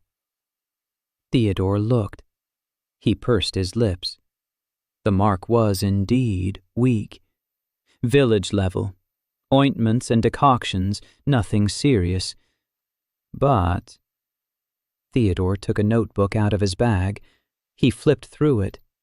He said rumors had reached the guild. They say that in Lowhall, a healer is awakening dead edges. They say he cures the incurable. They say that after his touch, people get up and walk. Dan feigned surprise. He shrugged. Said that people were exaggerating, that he'd cured a blacksmith's dog of mange, and the village had blown it up into a legend. Theodore didn't smile. He looked at Dan intently.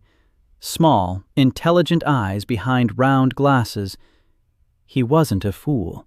Dan could see that.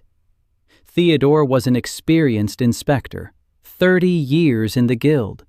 He'd seen charlatans, he'd seen real healers, and he sensed that something was off here. But there was no proof. A weak edge, a shabby mud hut, bundles of herbs, clay pots. Everything looked exactly as it was supposed to look at a worthless village herbalist's place. Theodore spent 2 days in Lowhall. He went from house to house. He asked questions. Dan wasn't worried. He knew the people of Lowhall wouldn't turn him in, not out of fear, out of gratitude. Horst, with his back healed, told the inspector that the herbalist Shaw made good ointments, and that was it. Little Peter's mother said that the herbalist Shaw had applied a herbal compress and the wound had healed. Nothing supernatural. Bran is a blacksmith. Dan was most worried about Bran. Tim, with his golden edge, walked around Lowhall, and everyone could see the pattern on his wrist. But Bran was ready. He told the inspector that Tim's edge had awakened on its own, at 12 years old. A late awakening. Rare, but it happens. The inspector looked at Tim, looked at his edge. Bright, golden, powerful.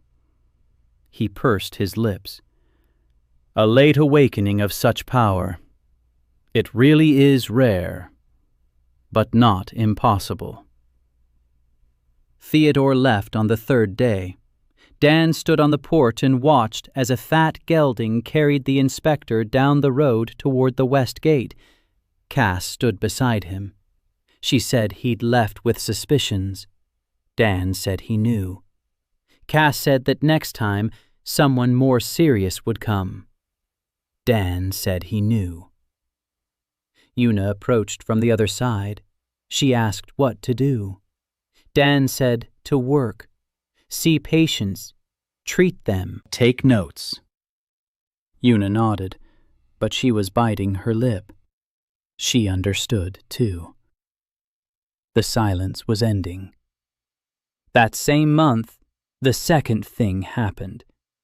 In the middle of the night, Cass woke Dan up, quickly, harshly, one touch on the shoulder and a word. Get up. Dan opened his eyes. Cass stood over him with a sword in her hand. Voices behind the wall. Martha and someone else. A child crying, high-pitched, faint. Dan went out into the front room. A man in tattered clothes was standing at the door. His face was covered in dirt. His eyes were wild. He was holding a bundle in his arms, a small one. The crying came from the bundle. The man spoke haltingly and hurriedly. He said he'd found her. On the road, near the woods, alone, in a ditch. A little girl. A step girl. He unwrapped the bundle. Dan saw the child. No, not a child. A teenager. Small and thin, about 15 but looking 12. A girl. Dark skin, black tangled hair, clothes made of animal skins torn and crusted with blood. There was a lot of blood. Old and fresh. Dan picked her up, set her on the bench. Focused. The panel opened. Subject, unknown. Approximate age, 15 to 16 years old. Status, critical.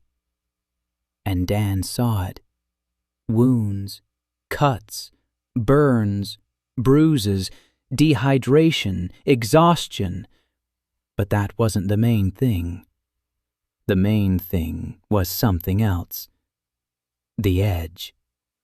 The tracker's edge. Bright. Very bright. And next to it, emptiness. A burn. A trace. Someone had tried to burn away her edge. Not completely. They were interrupted or didn't finish.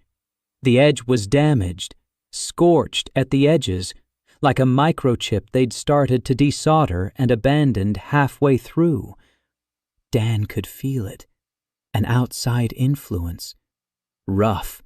Brutal.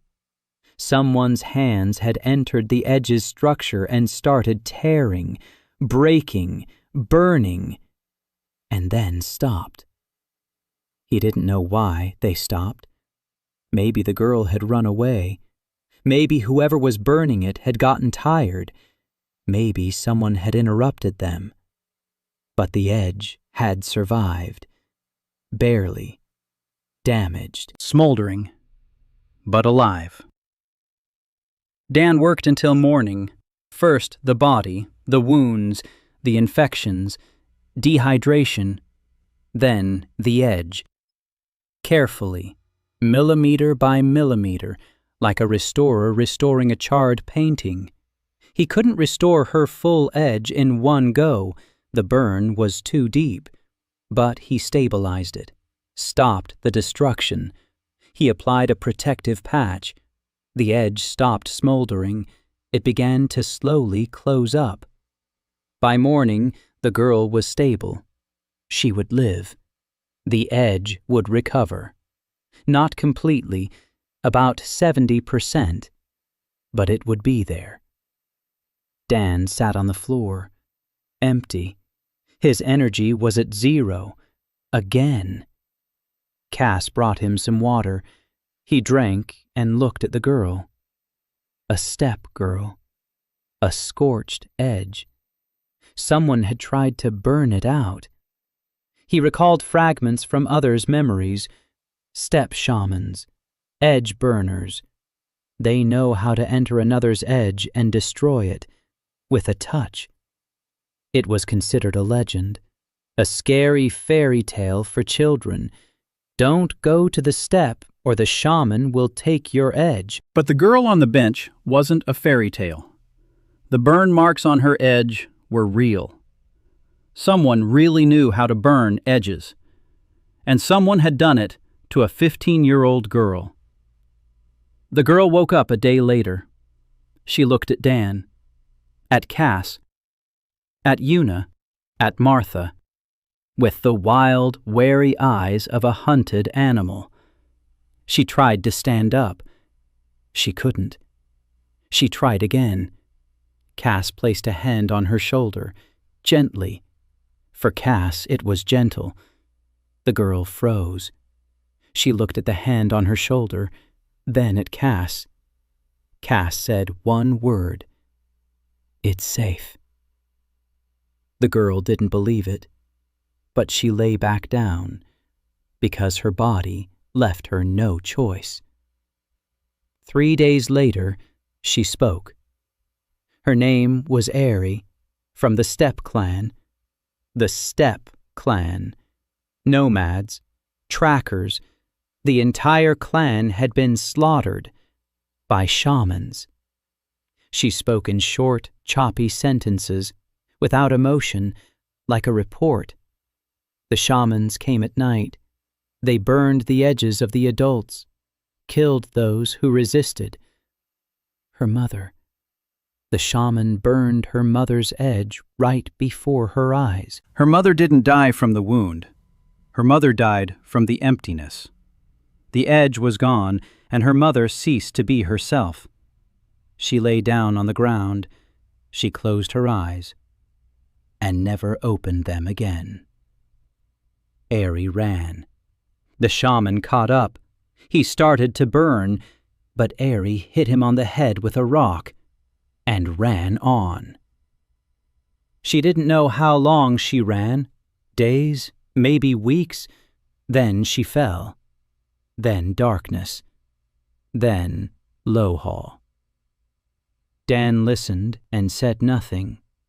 Una stood by the wall and wept silently.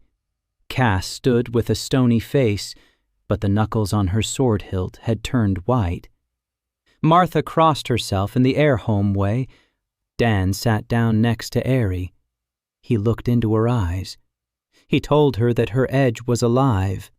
Damaged, but alive. It would heal. Not completely, but for the most part. Airy looked at him.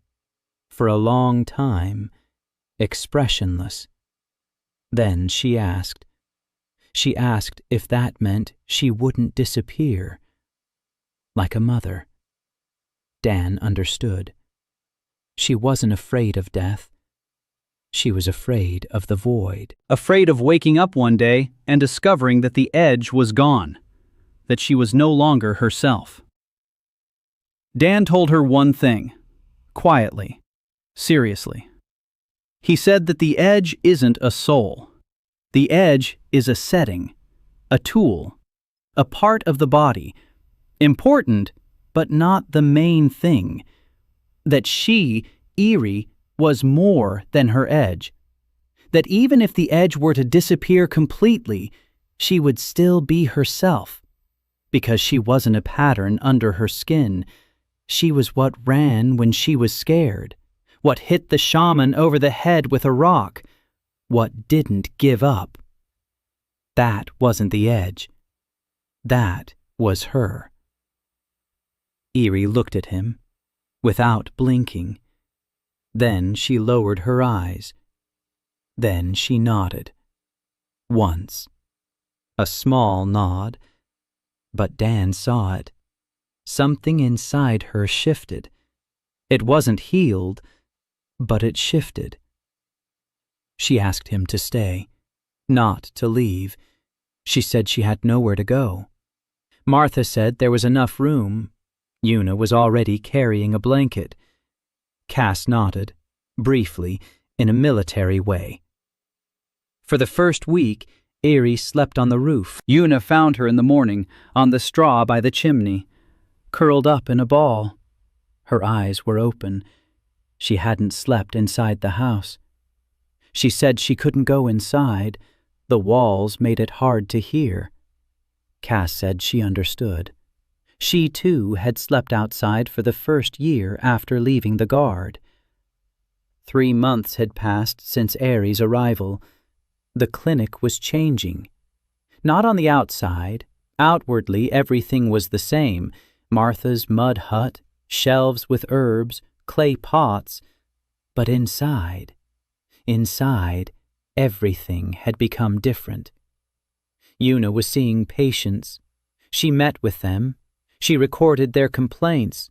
She conducted an initial examination, not a medical one, a human one. She had learned the most important thing from Dan, to ask not what hurts, but how you're doing. Cass stood guard. She patrolled the surroundings. She escorted patients from distant villages. Once, 2 drunks decided to rob a farmer who was carrying payment for treatment. Cass stepped out onto the road. She drew her sword. She didn't strike. She just drew it. The 2 drunks sobered up instantly and fled into the woods. Una wrote it down in her notebook. Cass, uptime 100%, crime prevention. Heidi became a scout. Her damaged Pathfinder edge was recovering faster than Dan had expected, 60% in 2 months. She saw and heard things no one else could. Movement in the woods 3 kilometers away. The smell of smoke 5 kilometers away. Footsteps on the road an hour before a person appeared from the hill. She would come to Dan and tell him. 4 of them. From the south. A wagon. 1 sick person. Lying down. And Dan knew that in an hour, a wagon with a patient would stop at the gate. Irie slept on the roof. Dan stopped trying to talk her out of it. Cass explained that for people of the steppe, a roof is a compromise. A true nomad sleeps on the ground under the open sky. A roof is already a concession to civilization. Martha put a mattress and a warm blanket up there for her. Aerie didn't say thank you, but she used the blanket. Word of the doctor was spreading. People came from Bremer every week. People from Colden started arriving toward the end of the 7th month. The small trickle of patients turned into a stream. Dan managed, barely. He developed a system, simple cases in the morning, 2 or 3 a day, moderate cases every other day, complex ones no more than once every 2 weeks. His strength was steadily returning. He'd learned to sleep soundly and eat a lot. Martha fed him like a blacksmith's apprentice, porridge with butter, meat, bread, milk. Una brought honey from the beekeeper. Dan ate everything. The herbalist's body was gaining weight and muscle. He was no longer a skinny boy. He had become a strong young man with steady hands and a calm gaze. In the 9th month, everything changed. Aerie came in the morning. She said one word. Carriage. Dan stepped out onto the porch. A carriage was moving along the road from the west gate.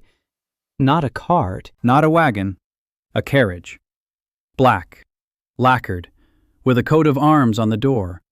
A team of 4 horses, 2 mounted guards in front, 2 behind. Cass stood next to Dan. She placed her hand on the hilt of her sword. She said the coat of arms looked familiar. House Wayner, one of the great houses of the empire. Dan felt something tighten inside him. A great house. The capital. Here it is. The carriage stopped at the mud hut. The door opened. A man stepped out. Tall, thin, graying temples, an impeccable gray silk suit, gloves. He moved like a man who had known his whole life that the world belonged to him. He looked at the mud hut, at the thatched roof, at the chickens in the yard, at the muddy road.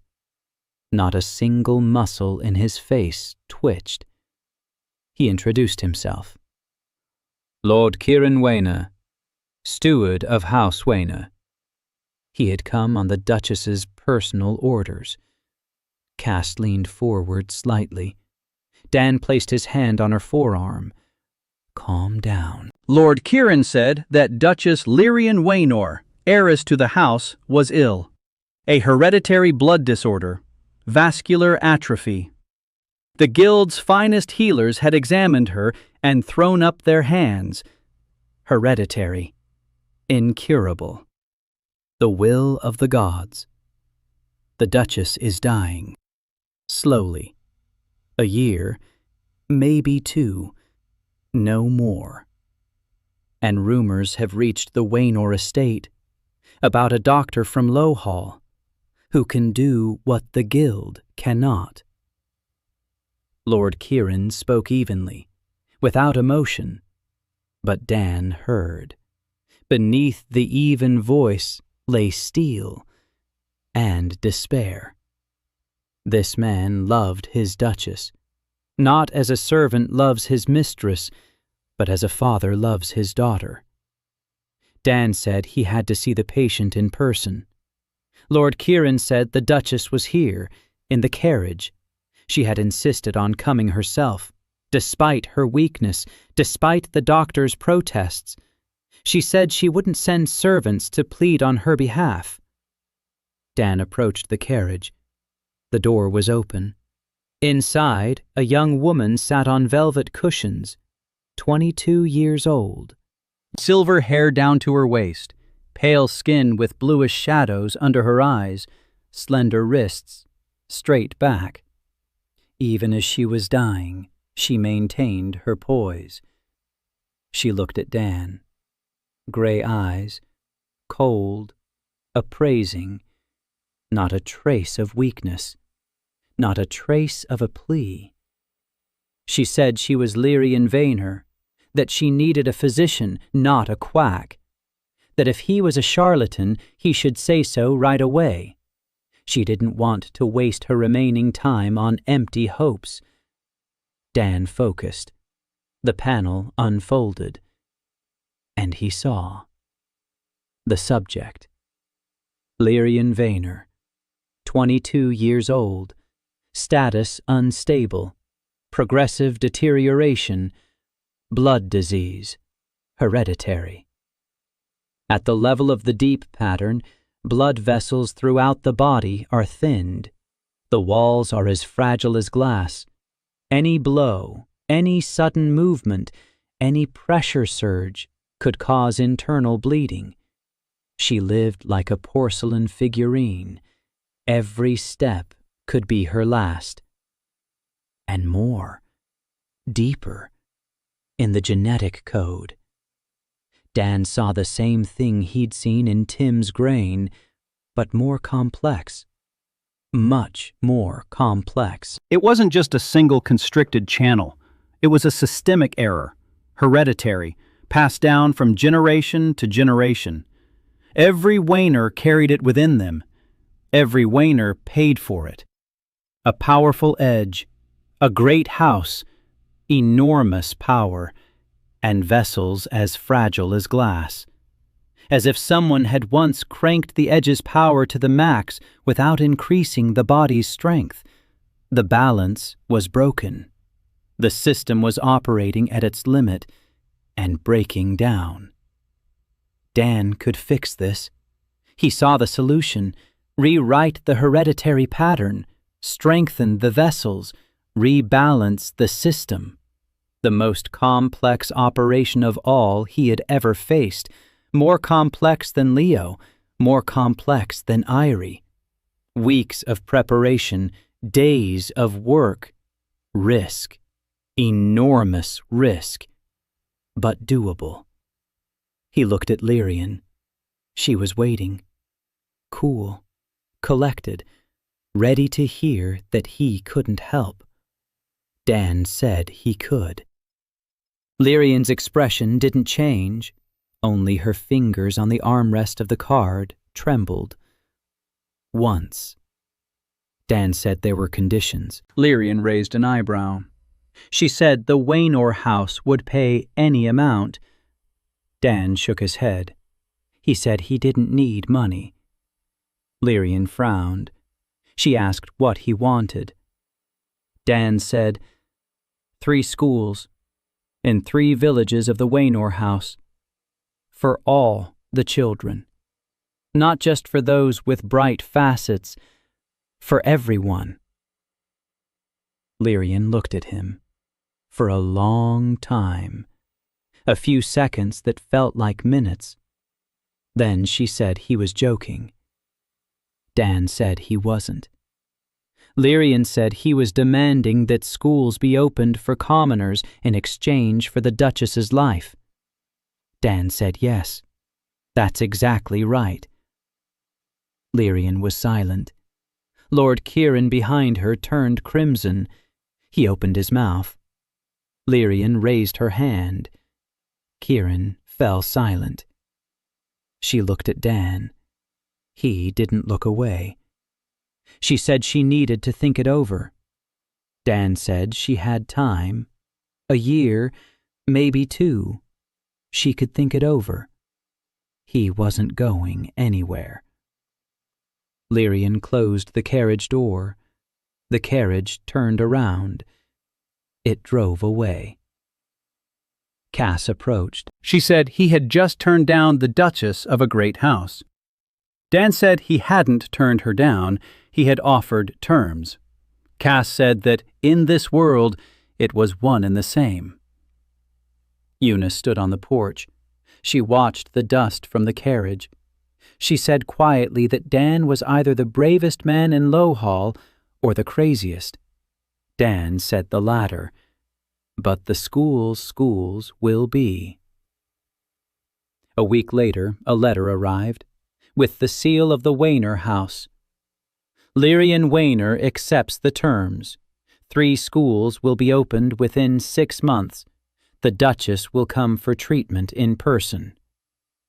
Dan held the letter and looked at the seal, a heavy coat of arms on red wax, and he thought, that's how it is. That's how it works. Not with a sword, not with money, not with power. Just one hand that knows how to fix what was thought to be unfixable, and conditions that change the world, one school at a time. Una wrote it down in her notebook. Patient. Lyrian Waynor. Diagnosis. Hereditary vascular thinning. Fee. 3 schools. Then she looked at the entry and added, the clinic's first rule. The person comes first, then the diagnosis. Lyrian arrived 10 days later, without a carriage, on horseback, alone, without guards, without Lord Kieran, in a simple traveling dress without coats of arms, her silver hair braided into a plait, not a trace of makeup on her face. She dismounted at the gate. Her movements were cautious, every gesture deliberate. She was careful with her body. Every day, every hour, every second, she remembered that one awkward movement could kill her. Dan came out to meet her. She looked at him, without coldness, without judgment, tired, just tired. She said that the schools were already being built. 2 out of 3, the 3rd will begin in a month. Lord Kieran curses the doctor from Lowhall every evening at dinner, but he complies. Dan nodded. He invited her inside. Lyrian entered the cottage. She looked at the low ceiling, at the clay pots, At Una, who stood with a notebook and stared at the Duchess with wide eyes. At Cass, who stood by the wall with a sword. At Martha, who was already carrying tea. Lyrian sat down at the table. She took the cup. She took a sip. Not a word about the fact that the cup was made of clay. Not a word about the fact that the chair was wooden and wobbly. Not a word about the difference between this room and the halls of the Waynor house. She simply drank her tea. Dan sat down across from her. He said that before the treatment, he needed to talk. Lyrian raised an eyebrow. She asked, "What about?"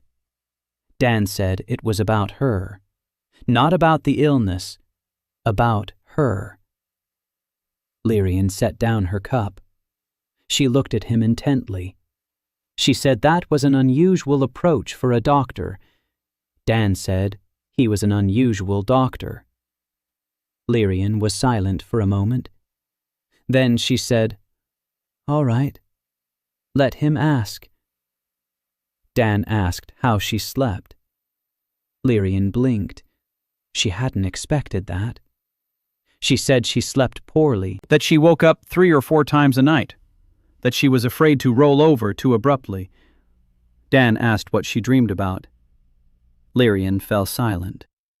For a long time. Then she said she dreamed of running. She was running, across a field, fast, with all her might, the wind in her face, and nothing hurts, and nothing breaks, and she runs and can't stop, because if she stops, she'll wake up and be porcelain again. She said the word porcelain like a curse, a quiet, angry curse. Dan asked what she liked to eat. Lyrian looked at him as if he were crazy. She said she eats what the court physicians prescribe: broth, boiled fish, steamed vegetables.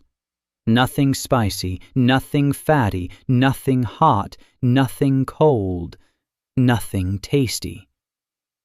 Dan asked what she would like to eat if she could. Lyrian opened her mouth, closed it. Then she said quietly, "Meat pie, with a crust, hot, with onions and peppers. Her nanny used to make it when Lyrian was little, before she was diagnosed." Before everything became off-limits. Dan looked at Martha. Martha was already heading for the oven. Lyrian said she wasn't allowed to. Dan said she would be allowed to after the treatment. Lyrian fell silent.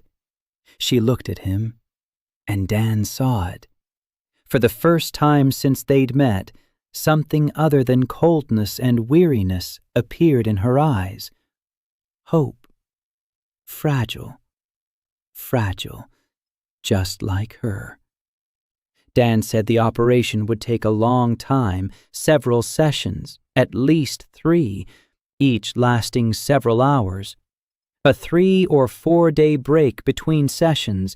She would have to stay in Lowhall for 2 or 3 weeks. Lyrian said that wasn't a problem. Dan said there were no silk sheets here.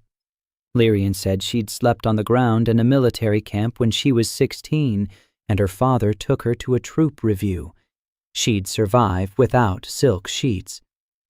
Una offered her her room at the inn. Lyrian accepted. No arguments, no fuss.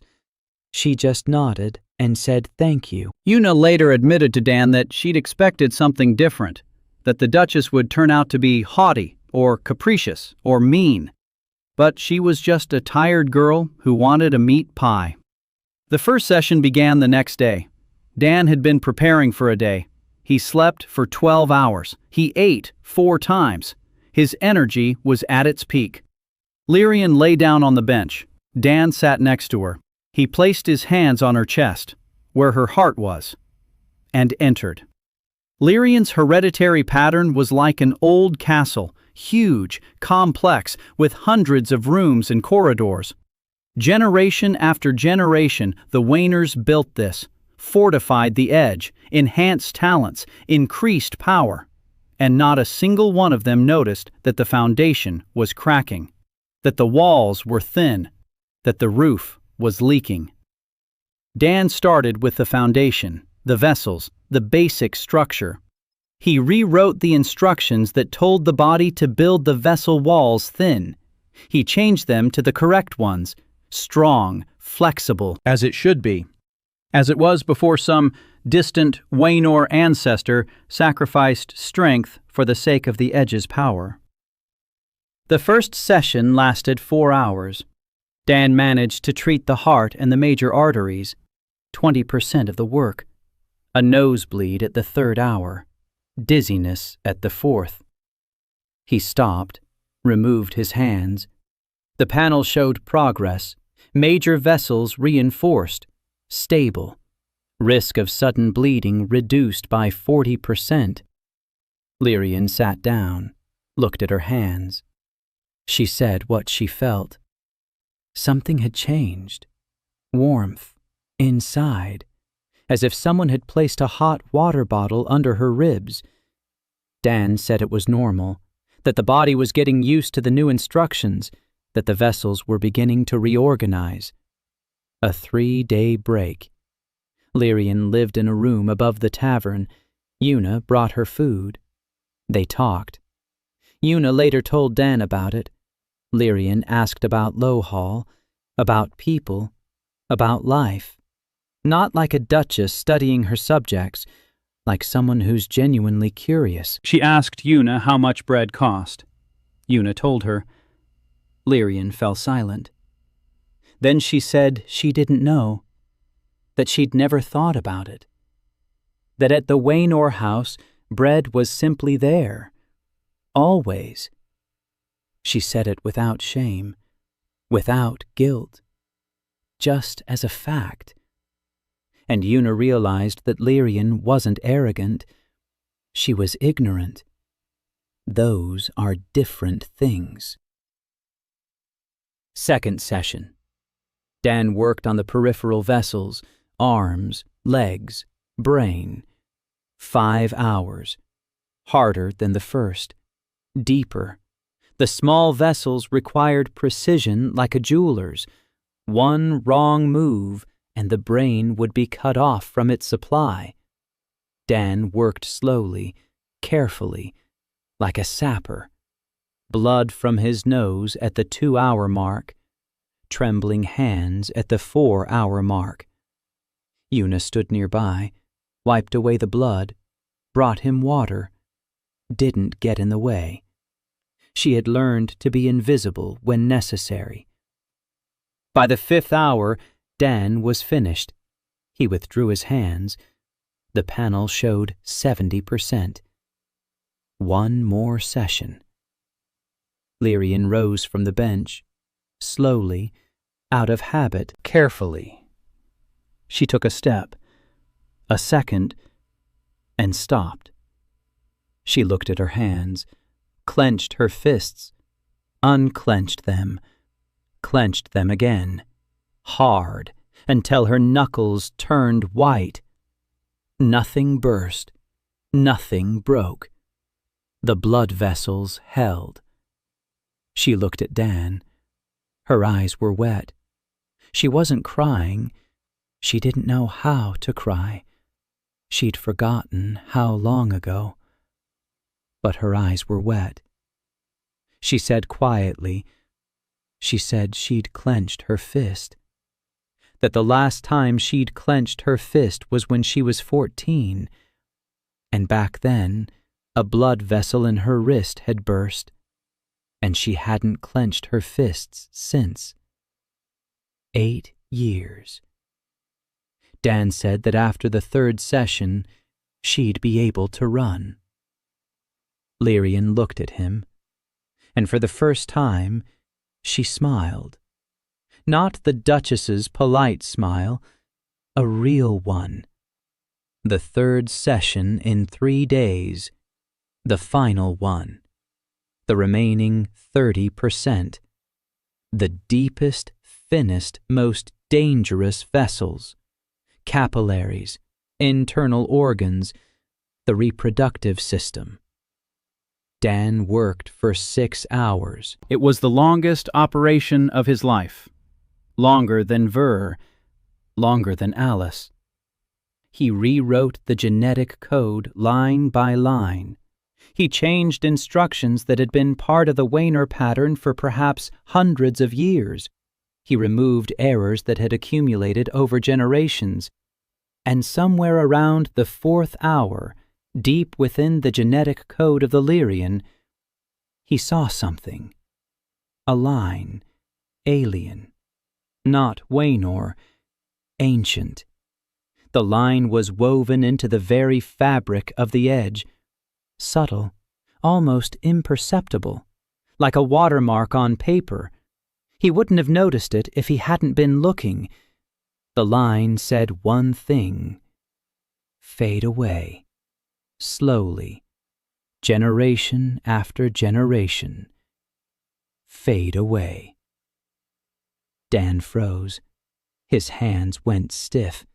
He stared at that line and felt a chill run up his spine. This isn't a Waynor disease. It isn't a genetic error. It's a program.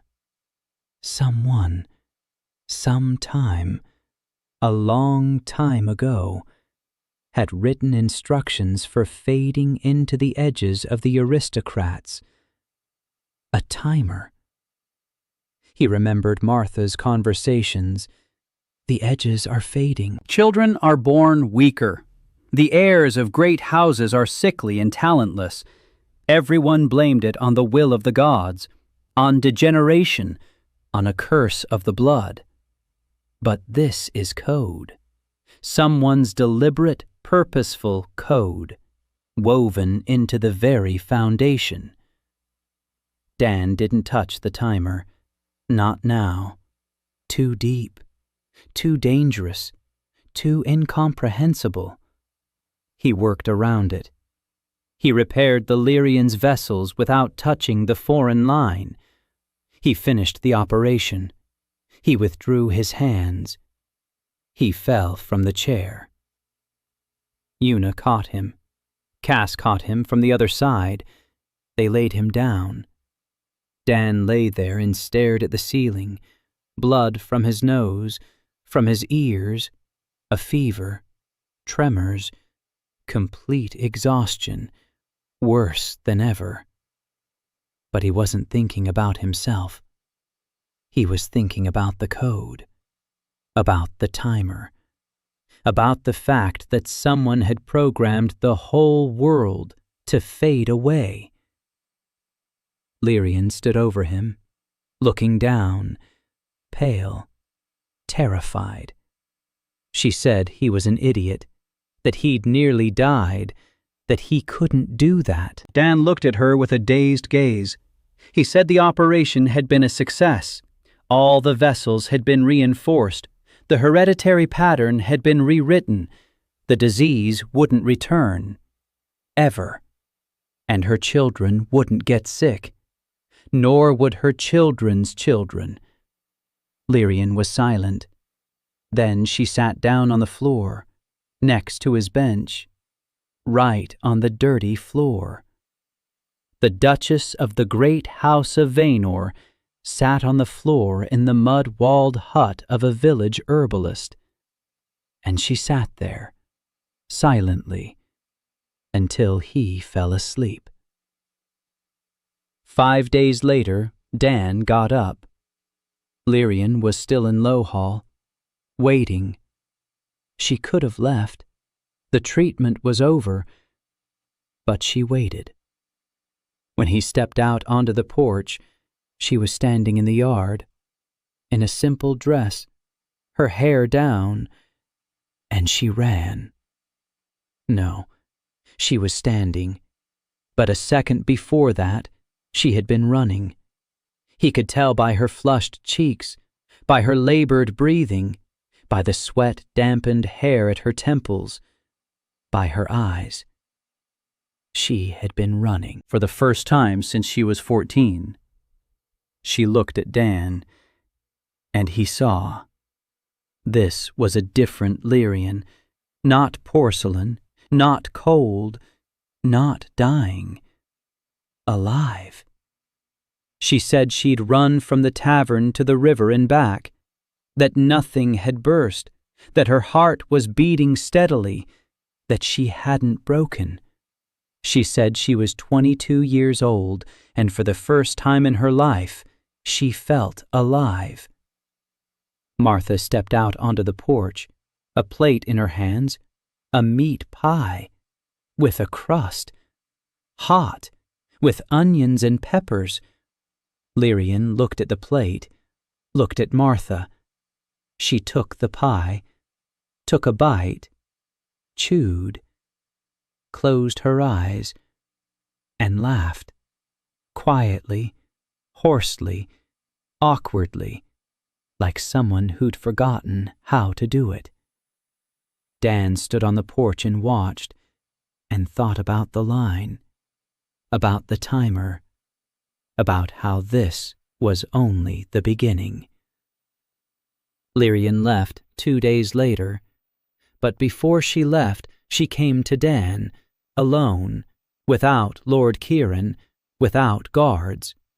She sat down at the table, looked at him, and said she wanted to know the truth. Dan asked, what truth? Lyrian said she wasn't stupid, that she'd felt his hands inside her for 6 hours, that she'd felt him stop, how he'd go around something, how he'd tense up. She said that at the 4-hour mark of the 3rd session, he'd found something he hadn't expected, and that this something had frightened him. Dan looked at her.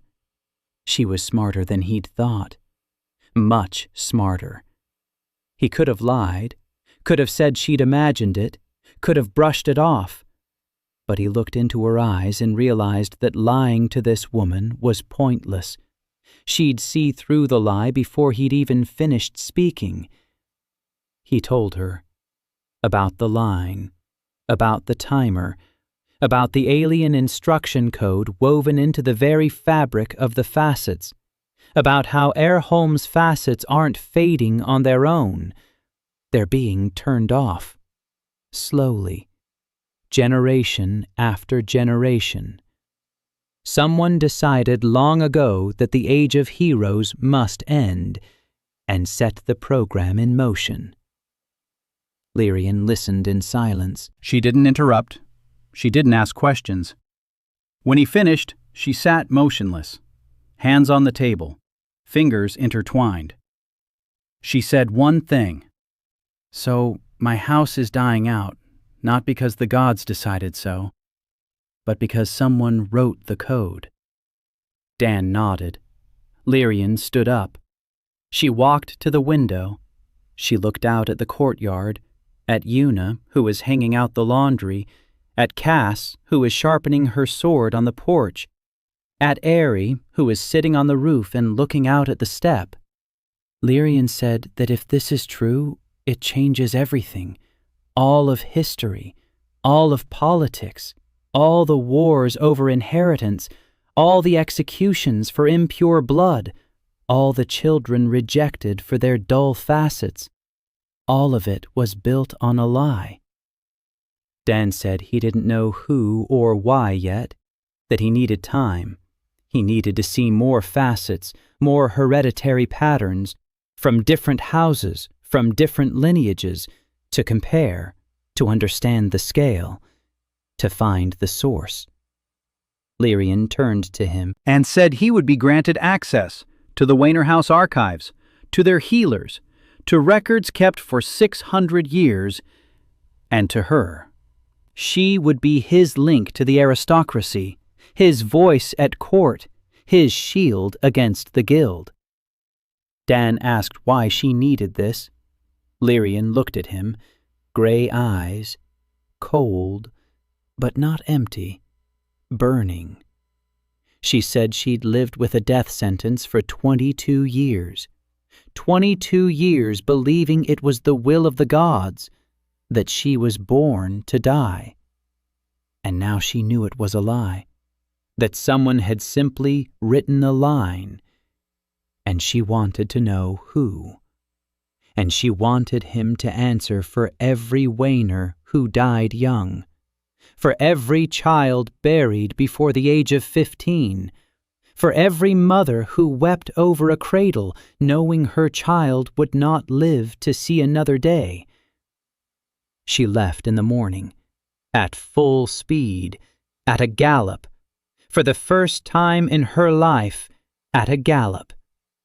Dan stood by the gate and watched her silver hair blow in the wind. Cass stood beside him. She said that now they had either the strongest ally in the Empire or the most dangerous enemy. Dan said the former. Cass asked how he knew. Dan said he'd seen her code. Clean. No hidden agenda. Cass snorted. She said that programmers were strange people. Dan looked at her. Cass turned away, but the scar on her eyebrow twitched. For the next 2 months, Dan worked. He saw patients, he treated simple cases, he conserved his resources, and with every complex operation, whenever he had to tap into the hereditary pattern, he searched for the line, the timer. He found it in an old baron from Coulden who had been brought in with failing kidneys. The same line, the same pattern. Fade away. He found it in the daughter of a merchant from Bremer, in a wandering knight with a faded edge on his sword, in every aristocrat he examined, in every one, without exception. But not in commoners. Una doesn't have it. Bran doesn't have it. Horst doesn't have it. Little Peter's mother doesn't have it. The timer was only in the edges of the aristocracy, only in those who carried strong edges, only in those whom the world considered the best. Dan sat up at night and thought, who? Who could have woven instructions into the edges at such a level? Not a healer, not a shaman, not a mage. This is the level of the one who created the edges in the first place. The level of the gods, or someone who had access to the tools of the gods. Sarah found him herself. She came to Lowhall at the beginning of the 12th month, red-haired, wearing glasses, or rather a lens on the chain that she wore like a monocle, a travel cloak covered in dust, a bag stuffed with books, and the smell of cheap wine. She knocked on the door of the shack, and when Martha opened it, she said she was looking for a healer who was breaking the guild's cannons, and that she wanted to help him break them more effectively. Martha looked at her, looked at Dan. Dan focused. The panel flashed. Subject: Seraph Adler. 31 years old. Status stable. 1 anomaly. Chronic liver inflammation. Too much wine. And a healer's edge. Bright. Very bright. Brighter than anyone Dan had ever seen, but only 10% utilized. 90% of that edge's power lay dormant, not because of injury, not because of illness, because of a ban. The guild had banned the methods Seraph wanted to use. Seraph obeyed the ban. The edge obeyed Seraph, and fell asleep. Dan let her in. Seraph sat down at the table. She pulled a bottle out of her bag, poured herself a drink. She drank, poured again, and began to speak. She spoke like a lecturer, quickly, precisely, with quotes and references. She said she had studied the grains for 20 years, that she had written 3 treatises that the guild had burned, that she had been exiled for heresy, that the heresy consisted of a single idea. The grains are not immutable. The facets are a system, and a system can be changed. Dan listened and felt the hairs on the back of his neck stand on end. She was speaking his words, in different terms, in a different language, but the essence was the same. She had come to the same conclusions as he had, without the debugger panel, without Doc OS. Pure theory. 20 years of reading and observation and thought. He asked why she had come to him specifically. Sarah finished her wine. She looked at him over her lens and said she'd heard about Tim, about the boy with the dead edge that turned out to be alive, that she'd spent 20 years looking for proof of her theory, and Tim was that proof. Dan said he could show her something even better. He told her about the timer. Sarah listened. Her expression changed, from curious to pale, from pale to gray. When he finished, she was silent for 3 minutes. Then she said one word. War. Dan didn't understand. Seraph said that if the timer exists, then the steppe shamans know about it. That burning the edges isn't barbarism. It's a tactic. The shamans speed up what the timer does slowly. They are the timer's allies, or its tools. Dan remembered Irie, the scorched edge, the mother who died from the void. He said that Irie was on the roof, that if Seraph wanted to see the burn mark, she could ask Irie to show her. Seraph looked at him. She said she wouldn't disturb the child, that his description was enough for her, that she believed him, and that she was staying. Dan asked in what capacity. Seraph said as the one who would translate his crazy ideas into a language this world understands. Dan said his ideas weren't crazy. Seraph said he'd just used the words patch, debug, and hereditary pattern in a single sentence, and that if he said that at court, they'd burn him not for heresy, but for insanity. Dan thought about it. He said she was right. Seraph stayed. She took a corner in the back room. She laid out her books. She hung the lens on a nail and began to work. She was translating. Everything Dan saw through the debugger panel, she described in the language of Erholmian medicine. Patch became restorative weaving. Debug became cleansing of streams. Inherited pattern became ancestral thread. Copying segments became a transfer of grace. In her translation, everything sounded like ancient mystical wisdom. Dan listened and shook his head. He said it was just code. Seraph said that for this world, it was mystical wisdom, and let it remain so. Una wrote down both versions, in 2 columns, Dan's words on the left, Seraph's translation on the right. The notebook grew thicker with each passing day. A year had passed. The shack had become cramped. 6 adults and 1 child could no longer fit into 2 rooms. By then, Leo was speaking almost fluently. He mixed up the cases, he swallowed the endings, but he spoke. Una taught him every day, every evening, every spare minute. The boy followed his sister around like a shadow and repeated every word he heard. Marta called him her little parrot. Leo called Marta Grandma. Marta cried every time. Dan decided it was time. They had money, not much, but enough. A year's worth of payments from patients had accumulated, plus gifts, plus 3 sacks of flour from Bran, plus a gold bar from Lyrian that she'd sent with a messenger and a note. The note had one word: for pies. Dan bought an old monastery. It stood on a hill a half-hour's walk from Lowhall. Stone walls, a tiled roof, a courtyard, 6 rooms, a kitchen, a cellar, a well. Everything was overgrown, dusty, and abandoned, but sturdy. The monks had left 30 years ago when the order was disbanded.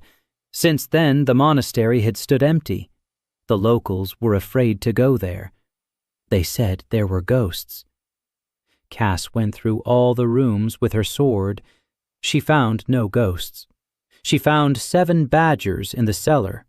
The badgers were chased out. The cellar was cleaned out. Una organized the repairs. Bran sent 2 apprentices. The innkeeper, Bright, sent a table and chairs.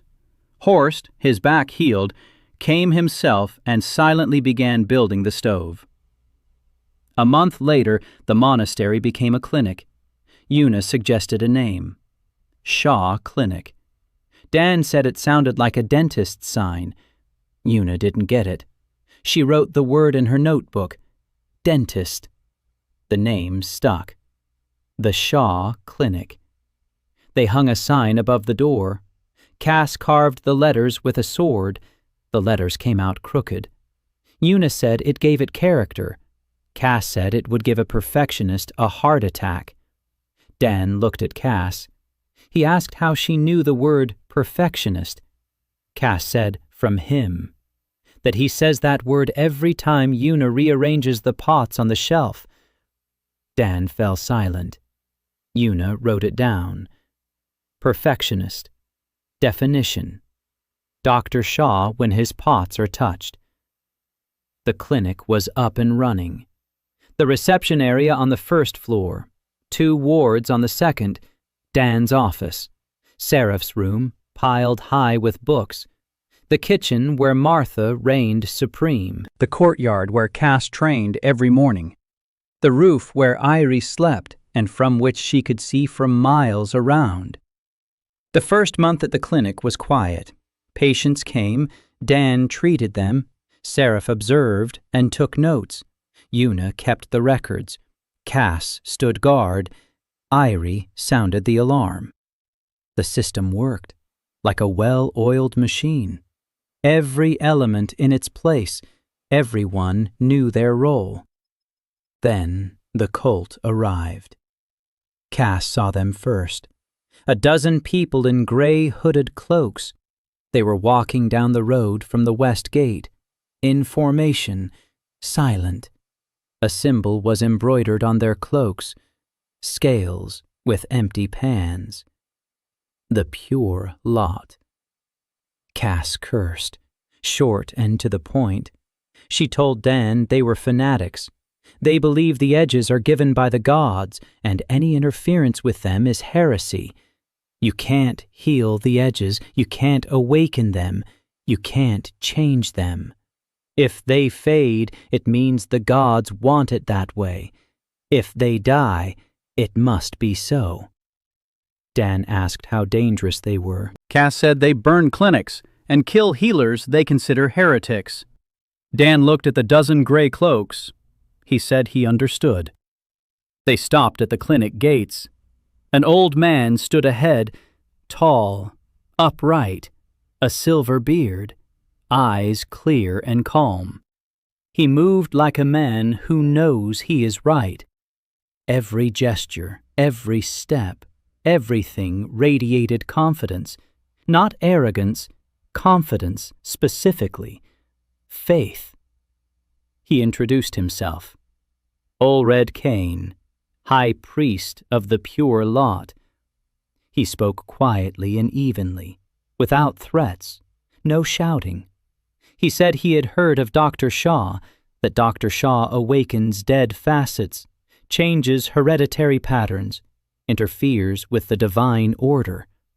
He said it was heresy, that the facets were given by the gods, and it was not for man to change them, that everyone who fades does so by the will of the heavens, that everyone born with a dead facet is born that way by design, and that Dr. Shaw must stop, voluntarily or involuntarily. Dan stood in the clinic doorway. He listened. He looked at Olred. He focused. The panel unfolded. Subject: Olred Kane, 61 years old. Status: stable. And Dan saw what he hadn't expected. Olred was sick. Seriously. Deeply. A tumor in his abdomen. Large. Growing. He knew. It was evident in the logs. He knew, and he wasn't seeking treatment, because that would be interference, because illness is the will of the gods. He didn't just preach his beliefs, he lived by them. He was dying by them. Dan looked into his eyes and saw in them no malice, no fanaticism. Pain. The real, honest pain of a man who believes in what he says and suffers for his faith. Olred wasn't a villain. He was a believer. Dan said he'd listened, that he respected his beliefs, but didn't share them, and wouldn't stop. Olred nodded, without surprise. He'd expected that answer. He turned to his people. They left, silently, in formation, just as they had come. Cass stood beside him. She said this wasn't the end, that they would return. And next time, not for a conversation. Dan said he knew. Seraph stepped out of the clinic. She watched the gray cloaks recede. She spoke softly. She said that 20 years ago the pure lot had burned down the clinic in Velmar. 3 healers died. 12 patients. Among them, 4 children. No one was put on trial, because the guild decided the healers were heretics and deserved it. Dan clenched his fists. Una wrote it down in her notebook. Pure lot, threat, priority. They came 3 weeks later, at night, not for a chat, with torches. Eerie woke everyone up 20 minutes before the attack. She was sitting on the roof and heard footsteps, lots of footsteps, dozens, coming from the woods. She went downstairs, tapped Cass on the shoulder. One word. They're coming. Cass was on her feet in a second, sword in hand, woke Dan, woke Seraph. Una was already awake. She'd heard Airy and got up on her own. Dan went out into the yard. It was a moonless night, darkness like a wall. But lights were already glowing at the edge of the forest. Torches. Many. 20. 30. Gray cloaks were moving toward the clinic in a tight group, silently, purposefully. Not a crowd, a formation. Cass assessed the situation in 3 seconds. She said there were about 30 of them, lightly armed, knives and clubs, no combat weapons. Fanatics aren't warriors. But 30 against 1 is a bad odds even for her. Dan said there were 4 patients in the clinic, 2 children, an old man, a woman who'd just had surgery. Una turned pale. She said she would get them out, through the back door, into the woods. Dan nodded. Una ran off. Seraph stood on the porch, calm, sober. Sober for the first time in a month. She said that fire was bad, that the stone walls wouldn't burn, but the roof was wooden, and the doors, and everything inside. Dan looked at the approaching torches. He thought. Then he told Cass not to kill. Cass looked at him like he was crazy. Dan repeated himself. Don't kill. Wound them if you have to. But don't kill. Cass clenched her jaw. said he was asking the impossible. Dan said he was asking for something difficult, not impossible. Cass cursed, turned around, stood by the gate. Gray cloaks emerged from the forest.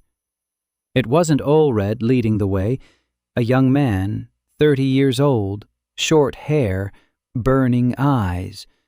A fanatic, a true one of those who believe so strongly that faith turns into hatred.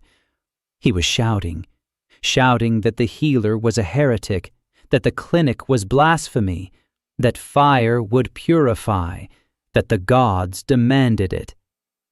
Cass stood by the gate, alone, sword in her right hand, left hand free, the scar on her eyebrow white in the darkness.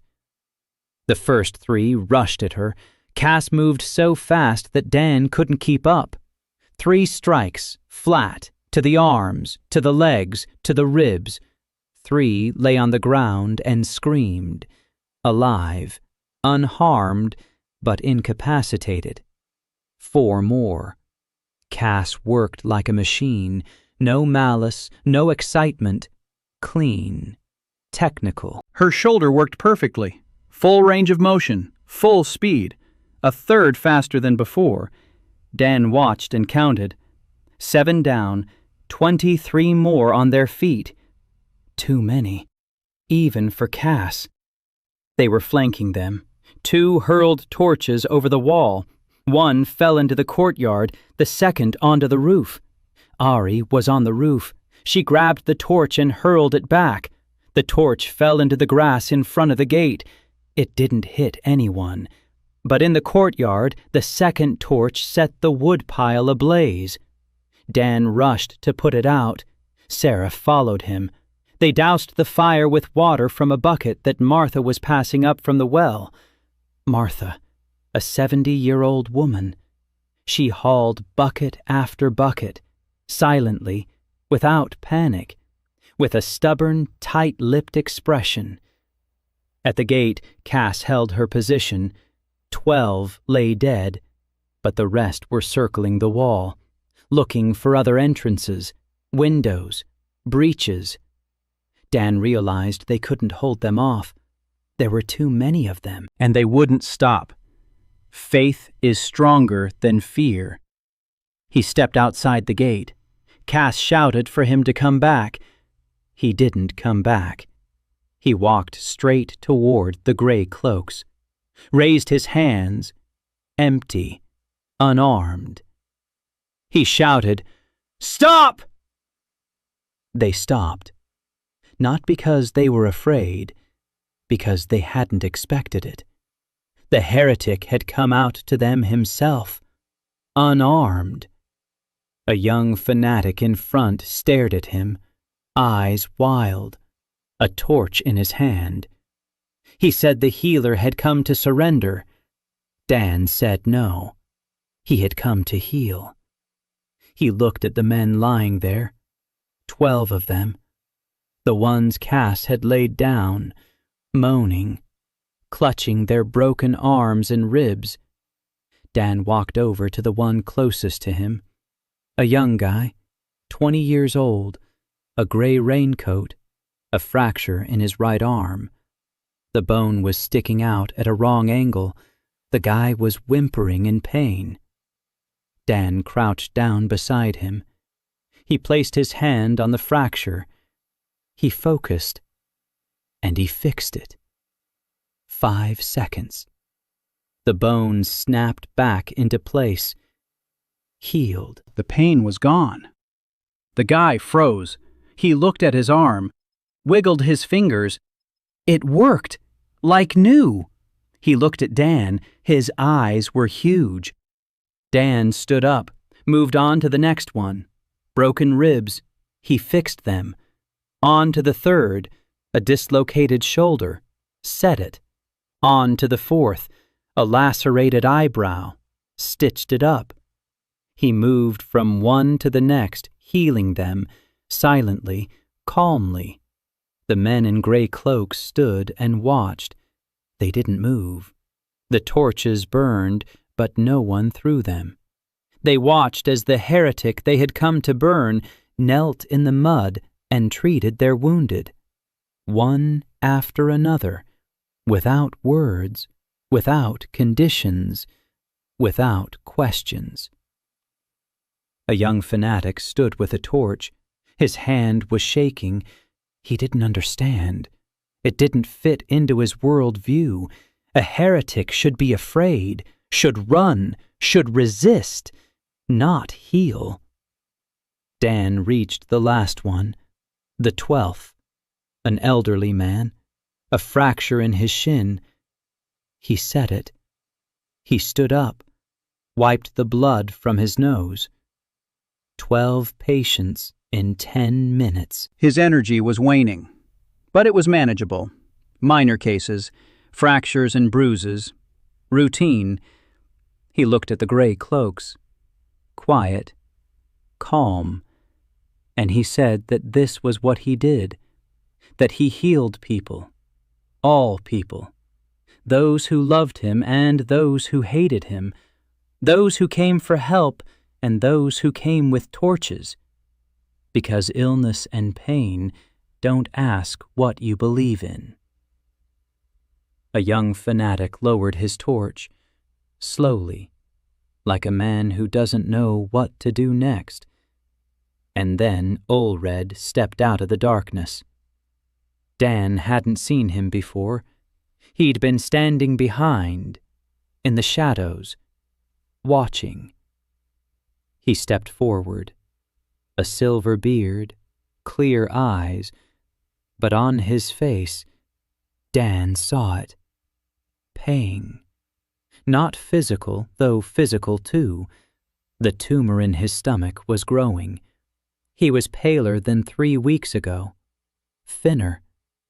The disease was eating him from the inside. But now the pain on his face was different. He looked at Dan, at his wounded men whom Dan had just healed, at the torches in his men's hands, and he saw what had happened. His men had come to kill. The man they had come to kill had knelt down and healed their wounded.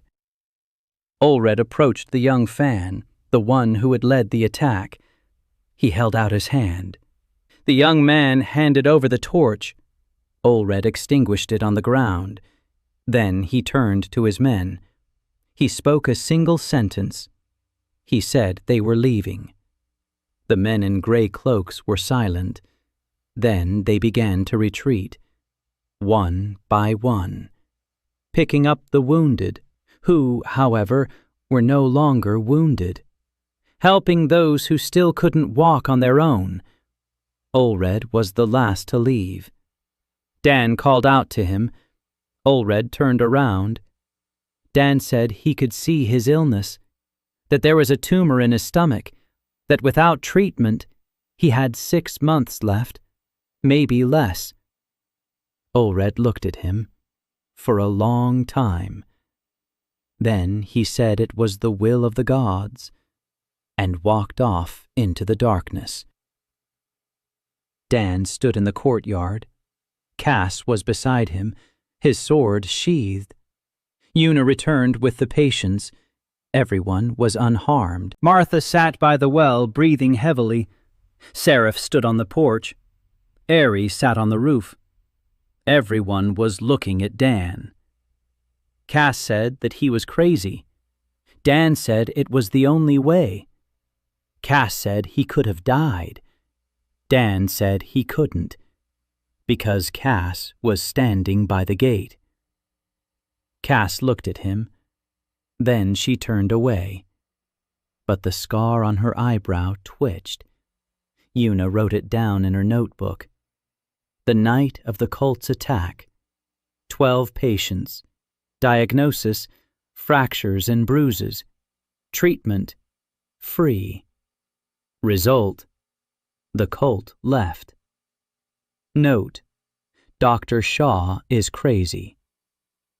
Olred returned 4 months later, alone, without a cloak, no symbol, on foot, skinny as a skeleton, gray skin. He could barely walk.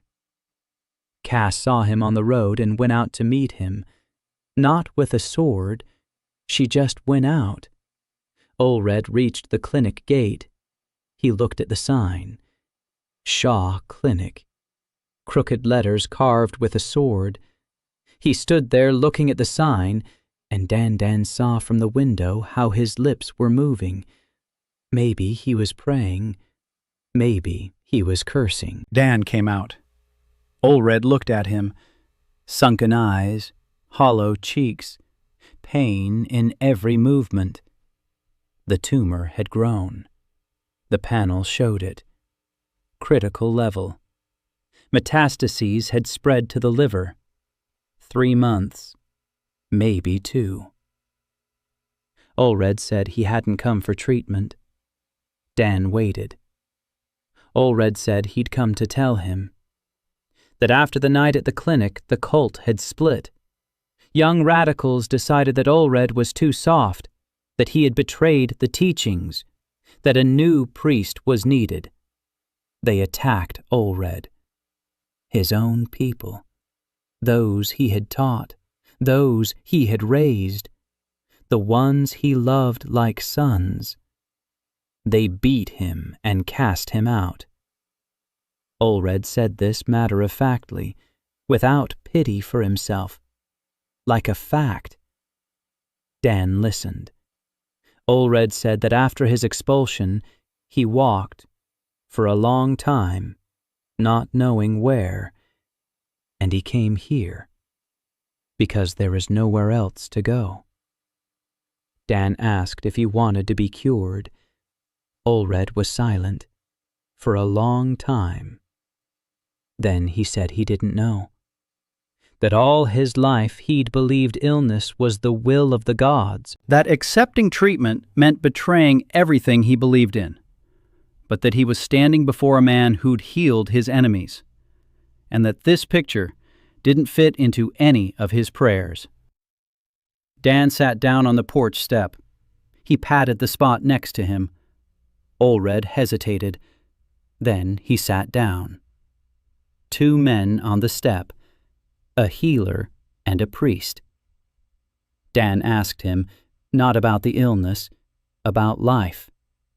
Olred spoke at length, how he had joined the cult as a boy, how he had believed, how he preached, how he rose to become a priest, how he buried his wife, who died of a blood disease, the same as Lyrian's, hereditary, incurable.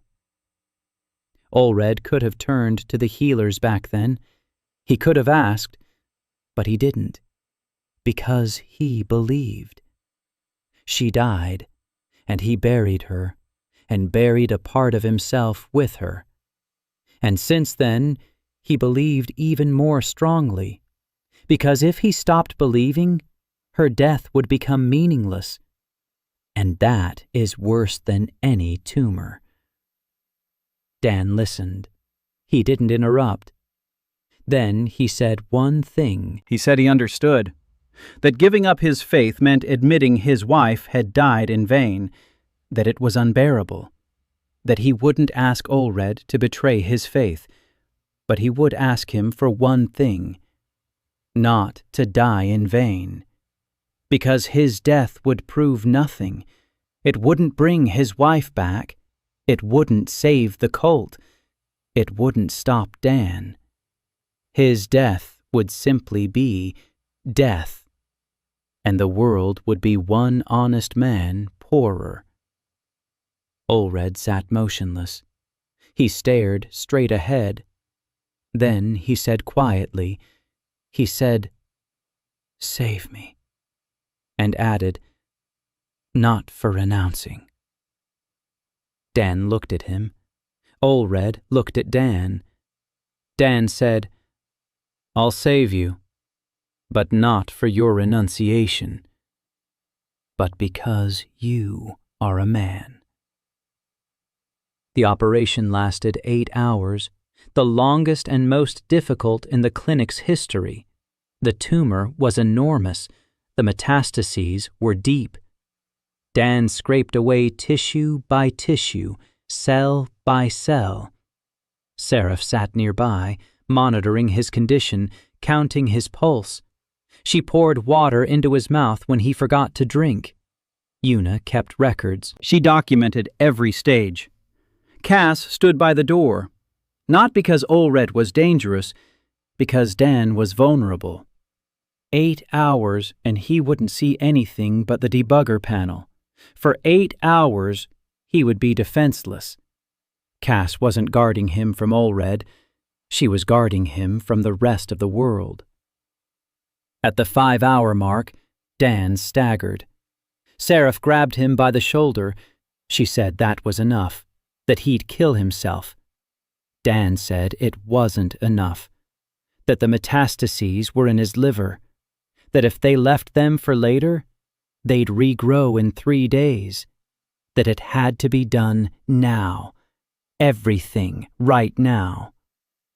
Seraph cursed, long and flowery, with quotes from forbidden treatises, but she took her hand away.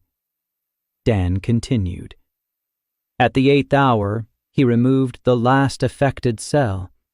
He placed a patch on the liver, a patch on the intestines, a patch on the lymphatic system. 3 delayed instructions that would run for months.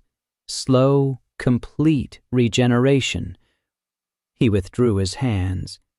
He looked at the panel. Tumor removed. Metastases removed. Regeneration initiated. Prognosis? Full recovery. 6 months. Dan collapsed, not into a chair, to the floor, face down, blood from his nose, ears, and the corners of his eyes. Temperature 40. Whole body tremors. Seraph turned him onto his back. Una put a pillow under him. Cass brought a blanket. Dan lay there, staring at the ceiling with cloudy eyes, and smiled. He said quietly, "Clear. Code clear." And he lost consciousness. He slept for a week, a whole week. Martha didn't leave his side. Una came by every 2 hours. Cass slept by his door. Erie sat on the roof above his window. Seraph checked his pulse and temperature and took notes. And she drank. A lot. On the 4th day, Lyrian came. She arrived as soon as she found out. She walked into the room. She saw Dan, pale, thin, with dried blood on his face. And for the first time in front of others, she showed what she was feeling. She sat down next to him, took his hand, and sat in silence. For 3 hours, until Una persuaded her to eat. On the 7th day, Dan opened his eyes. The first thing he saw was Olred. The priest was sitting by the window, alive, flushed, back straight, eyes clear. He was looking at Dan. Dan looked at him. Olred said he wouldn't renounce his faith. Dan said he hadn't asked him to. Olred said he would tell his people that Dr. Shaw was a heretic, but that he was a man, and that as long as he was treating the children, they were not to touch him. Dan said that was enough. Olred stood up. He walked to the door. He turned around. He said that his wife would be glad to know that the disease was treatable, that she wouldn't call it heresy. She would call it a miracle. Then he left. Dan lay there staring at the ceiling. Una came in with a notebook. She wrote it down. Patient, Olred Kane. Diagnosis, severe cancer with metastases. Treatment, 8 hours. Fee, none. Result, the cult of the pure lot is split. Truce. Note, the clinic's first rule. The person comes first, then the diagnosis. The morning after a week of sleep was quiet. Dan lay there and listened.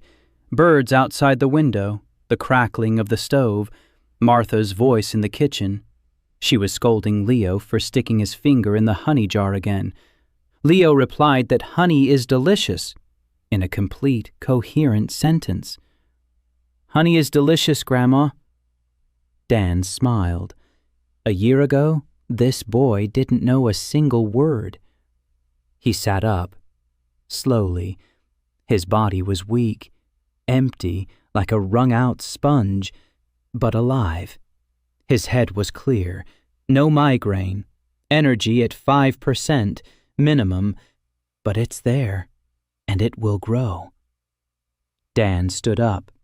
His legs held him, barely, but they held him.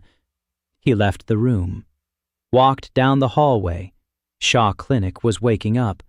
Seraph was sitting at a table in her room, books around her, scrolls, notes. She was working. Glasses on her nose, hair pulled back into a crooked bun, a mug of tea on the table. Not wine, tea, Dan noted. She looked up, saw him, said he looked like death. Dan said he felt better than he looked. Seraph said that was no consolation. Then she stood up, came over, and hugged him.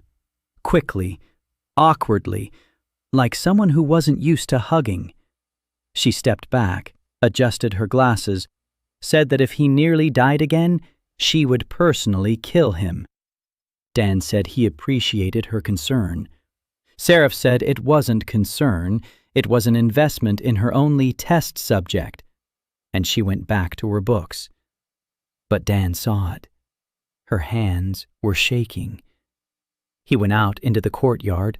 The morning was cool. Autumn.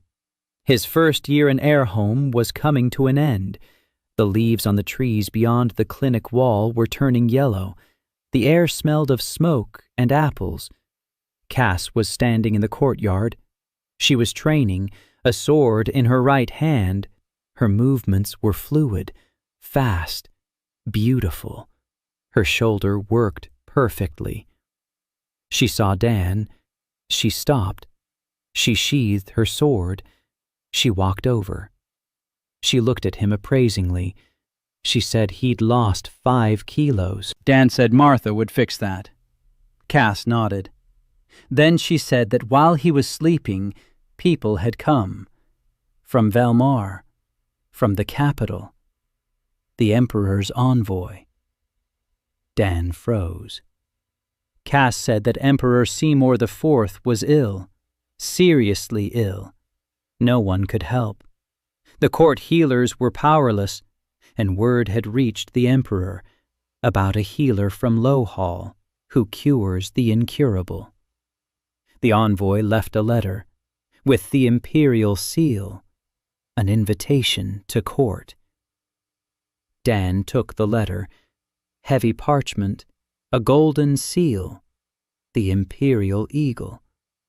He read it and felt the despair behind every polite line. The Emperor was dying. His 3 sons were ill. The dynasty was crumbling. The empire was on the brink of chaos. And somewhere in a border town, there was a man who could fix it. Dan folded the letter. He looked at Cass. He said he would go. Cass said she would go with him. Dan said someone had to guard the clinic. Cass said that Aerie could handle it. The girl had grown over the past year. She had grown stronger. Her tracker's edge had recovered 80%. She could see and hear everything within a 5-league radius. No one would approach the clinic unnoticed. Dan looked up at the roof. Ari was sitting there, as always, with her legs crossed, staring into the distance. She felt his gaze. She looked down. She nodded, briefly, in a military fashion. She had heard the whole conversation. Dan smiled. Una approached, with a notebook. She'd heard it too, not because she had keen hearing, because she was standing around the corner. She said she was coming along too. Dan said someone had to handle the reception. Una said Seraph could handle it. Theory and practice. Seraph knows both.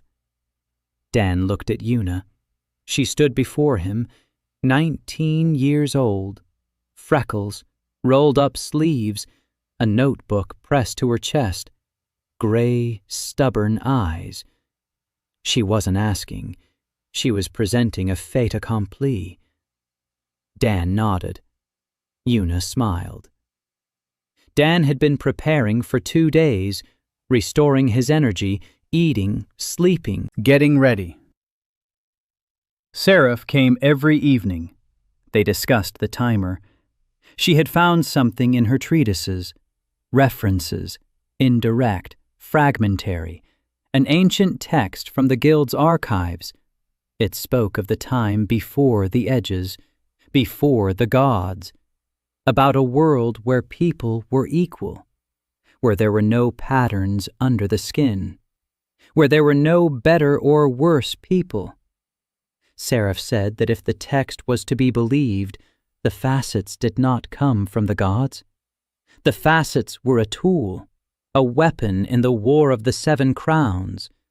Someone created them, distributed them, like equipment before a battle. And after the war, didn't take them back. The facets remained. People got used to them, built a society around them, a hierarchy, an empire. And the one who created them decided it was time to take them back and set the timer. Dan listened. The pieces were falling into place, slowly. Not the full picture, but the outline was emerging. The edges aren't a gift. The edges are a tool. Issued for a time, and someone wants it back. But who? And why? And why so slowly? Why not turn it off all at once? Why over generations? Seraph said she didn't know, but she knew who might know. The steppe shamans. Those who burn the edges. They work in the same direction as the timer. They speed up the process. So they know about it, or are part of it. Dan remembered Irie, the scorched edge, the mother who died. Of shaman are not just savages. They are part of the system, a link in the chain. On the 3rd day, Dan set out. Cass on a war horse, Una on a gelding from the tavern stable, Dan on a calm mare he borrowed from Bran. He didn't know how to ride. The herbalist's body knew how, but poorly. Cass said he sat in the saddle like a sack of cabbage. Una wrote it down. Dr. Shaw's posture, like a sack of cabbage, needs improvement. The journey to Velmar took 10 days, through forests, through plains, through small towns where people turned to look at Cass and her sword. Across bridges and fords. Through autumn rain that didn't stop for 3 days straight. Una was soaked. Cass was soaked. Dan was soaked. But they rode on. Toward the capital. Toward the emperor.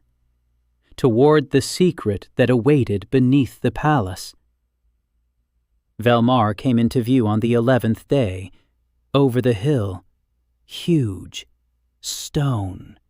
Towers and spires. Walls in 3 rows. Thousands of houses. Smoke from thousands of chimneys. Rivers. Bridges. Squares. People. So many people. Dan stopped his horse on the hill. He looked at the capital. Cass was beside him. Una was beside him. Cass said that everything was more complicated in Velmar, that here every word was a weapon, every smile a trap, every friend a potential enemy. Dan said he knew. Cass said he didn't. He doesn't know, but he'll find out. Una was taking notes. Velmar, capital, population, large, danger, high. Note, Cass is nervous. They rode into the city through the north gate. Along the wide thoroughfare, past the market stalls, past the barracks, past the temples.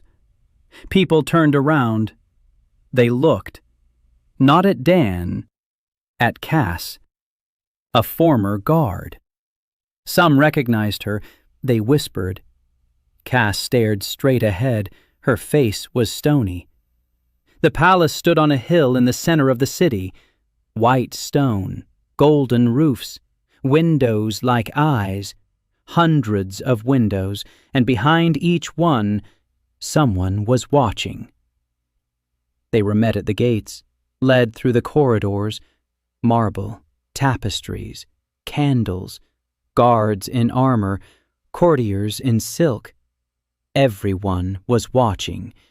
Everyone was sizing them up. A country doctor in plain clothes, with a mercenary and a girl with a notebook. They were led into the throne room. The hall was empty, only the throne. And on the throne, Emperor Seymour IV. Dan saw him, and his breath caught in his throat, not from awe, from pity. The old man on the throne was a shadow. His skin was gray, his eyes were dull. His hands on the armrests were as thin as twigs. The crown on his head seemed too heavy for that neck. He was breathing with difficulty. Every breath cost him effort. Dan focused. The panel unfolded. Subject, Seymour IV, 68 years old, critical condition. And Dan saw it. Everything. Heart, weak, arrhythmia. Kidneys, failure. Lungs, fluid. Liver, cirrhosis. Blood, thickened. The gem. The ruler's imperial gem. When once the brightest in the empire, now dim, barely smoldering.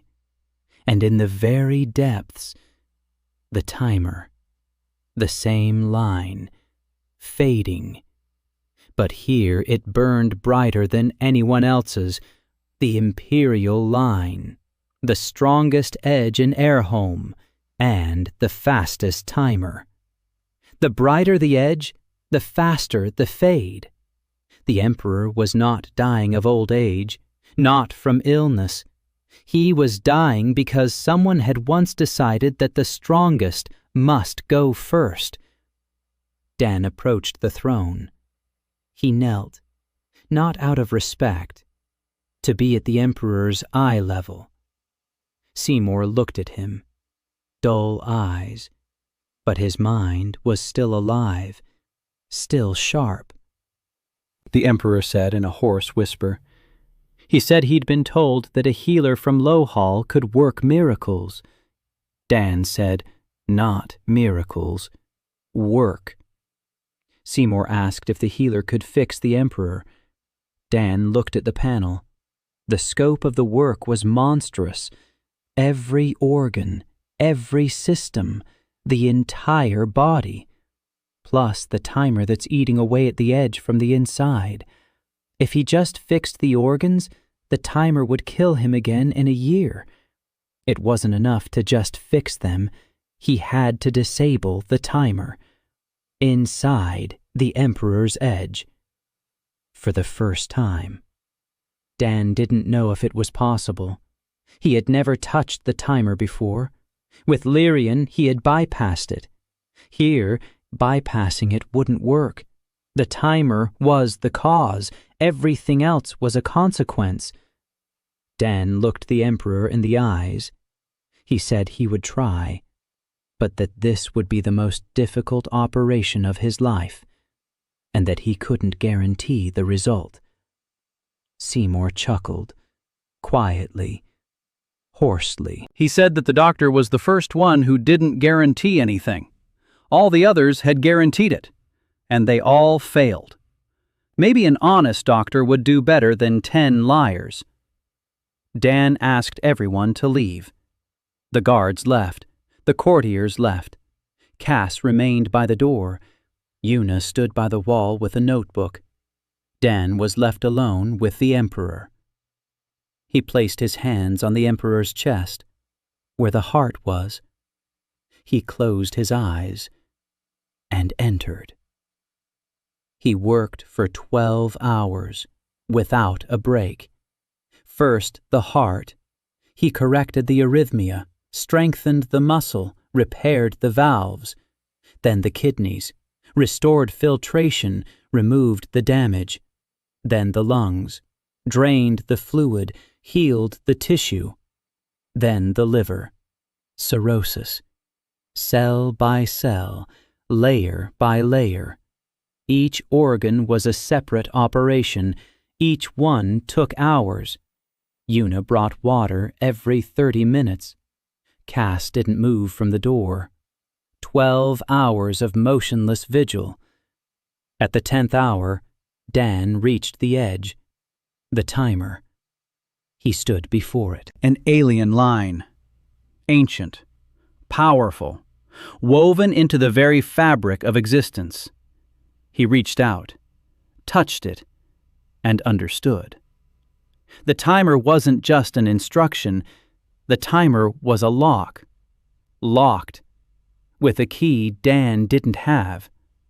He couldn't delete it, couldn't rewrite it, couldn't bypass it. The lock had been set by someone operating at a level beyond Dan's reach, the level of gods, or those who came before the gods. Dan clenched his teeth. No, not like that. He couldn't remove the lock, but he could slow it down. He could put up a buffer, a layer between the timer and the edge, a patch that would dampen the fading signal, not turn it off, dampen it, like a filter. Every pulse from the timer would pass through the buffer and be weakened. The edge wouldn't stop fading, but it would fade 10 times slower. Instead of years, decades. Instead of decades, centuries. That was enough. More than enough for one person's lifetime. Dan set up the buffer, carefully, precisely, like an engineer installing a filter in a critical system. The buffer was in place. It worked. The timer kept ticking, but the edge stopped fading. Slowly, very slowly. It began to flare up. Dan opened his eyes. He took his hands away and fell. This time Cass was nearby. She caught him on the floor. Una on the other side. They laid him down right at the foot of the throne. Dan lay on the marble floor. Blood from his nose, from his ears, from his eyes. Fever, tremors, darkness at the edges of his vision. But he was smiling. He looked at the throne. The Emperor sat upright. His back was straight. His eyes were clear. His cheeks had turned pink. His hands on the armrests were firm. He was breathing. Deeply, evenly, freely. The gem on his wrist glowed, brightly, as it hadn't in 30 years. Seymour IV looked at Dan, at the physician lying on the floor at his feet in a pool of his own blood, and the Emperor, the Lord of Airholm, the ruler of the empire, rose from the throne. For the first time in 2 years, he stood on his own. He descended the steps. He knelt down beside Dan, the old Emperor on his knees before the young doctor. He spoke softly. He said he owed him his life. Dan spoke hoarsely. Through the blood and weakness, he said he didn't. That instead, He should open schools. He should remove the tax on healers. He should let doctors treat patients without a guild license. He should get started. Seymour looked at him. Then he nodded and called for the guards. Not for Dan, for the decrees. That night, Dan lay in the imperial guest bedroom on silk sheets. His energy was at absolute zero. His body was broken, but his mind was working. He'd found a workaround, not a solution, a workaround. The timer was still ticking. The lock was still there. Someone had set it at some point, and Dan didn't have the key. Not yet.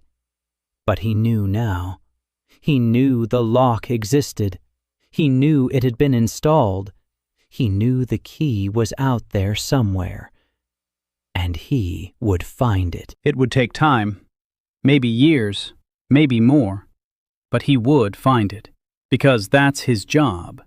He's a debugger. He finds bugs and fixes them, even if the bug is hard-coded at the level of the gods. Outside the window, Velmar glowed with thousands of lights, the capital of the empire slowly waking up. Somewhere in Lowhall, Seraph was reading forbidden treatises. Airy sat on the roof and listened to the wind. Martha was cooking porridge. Leo was speaking new words. Bran was forging steel beside his son, whose edge burned brighter than his own. Olred Kane was walking down the road, alive, healthy, with a faith that hadn't broken but had cracked just enough to let in the light. Lyrian galloped across her lands, for the first time in her life free from the fear of breaking. Alice was walking her own path somewhere far away, healthy, new. Cass stood behind the door, with a sword, guarding, as always. Una sat in a chair by his bed, asleep, a notebook open on her lap. One entry on the last page. Patient, Emperor Seymour IV. Diagnosis, all. Treatment, 12 hours. Fee, schools and freedom. Result, the Emperor is alive.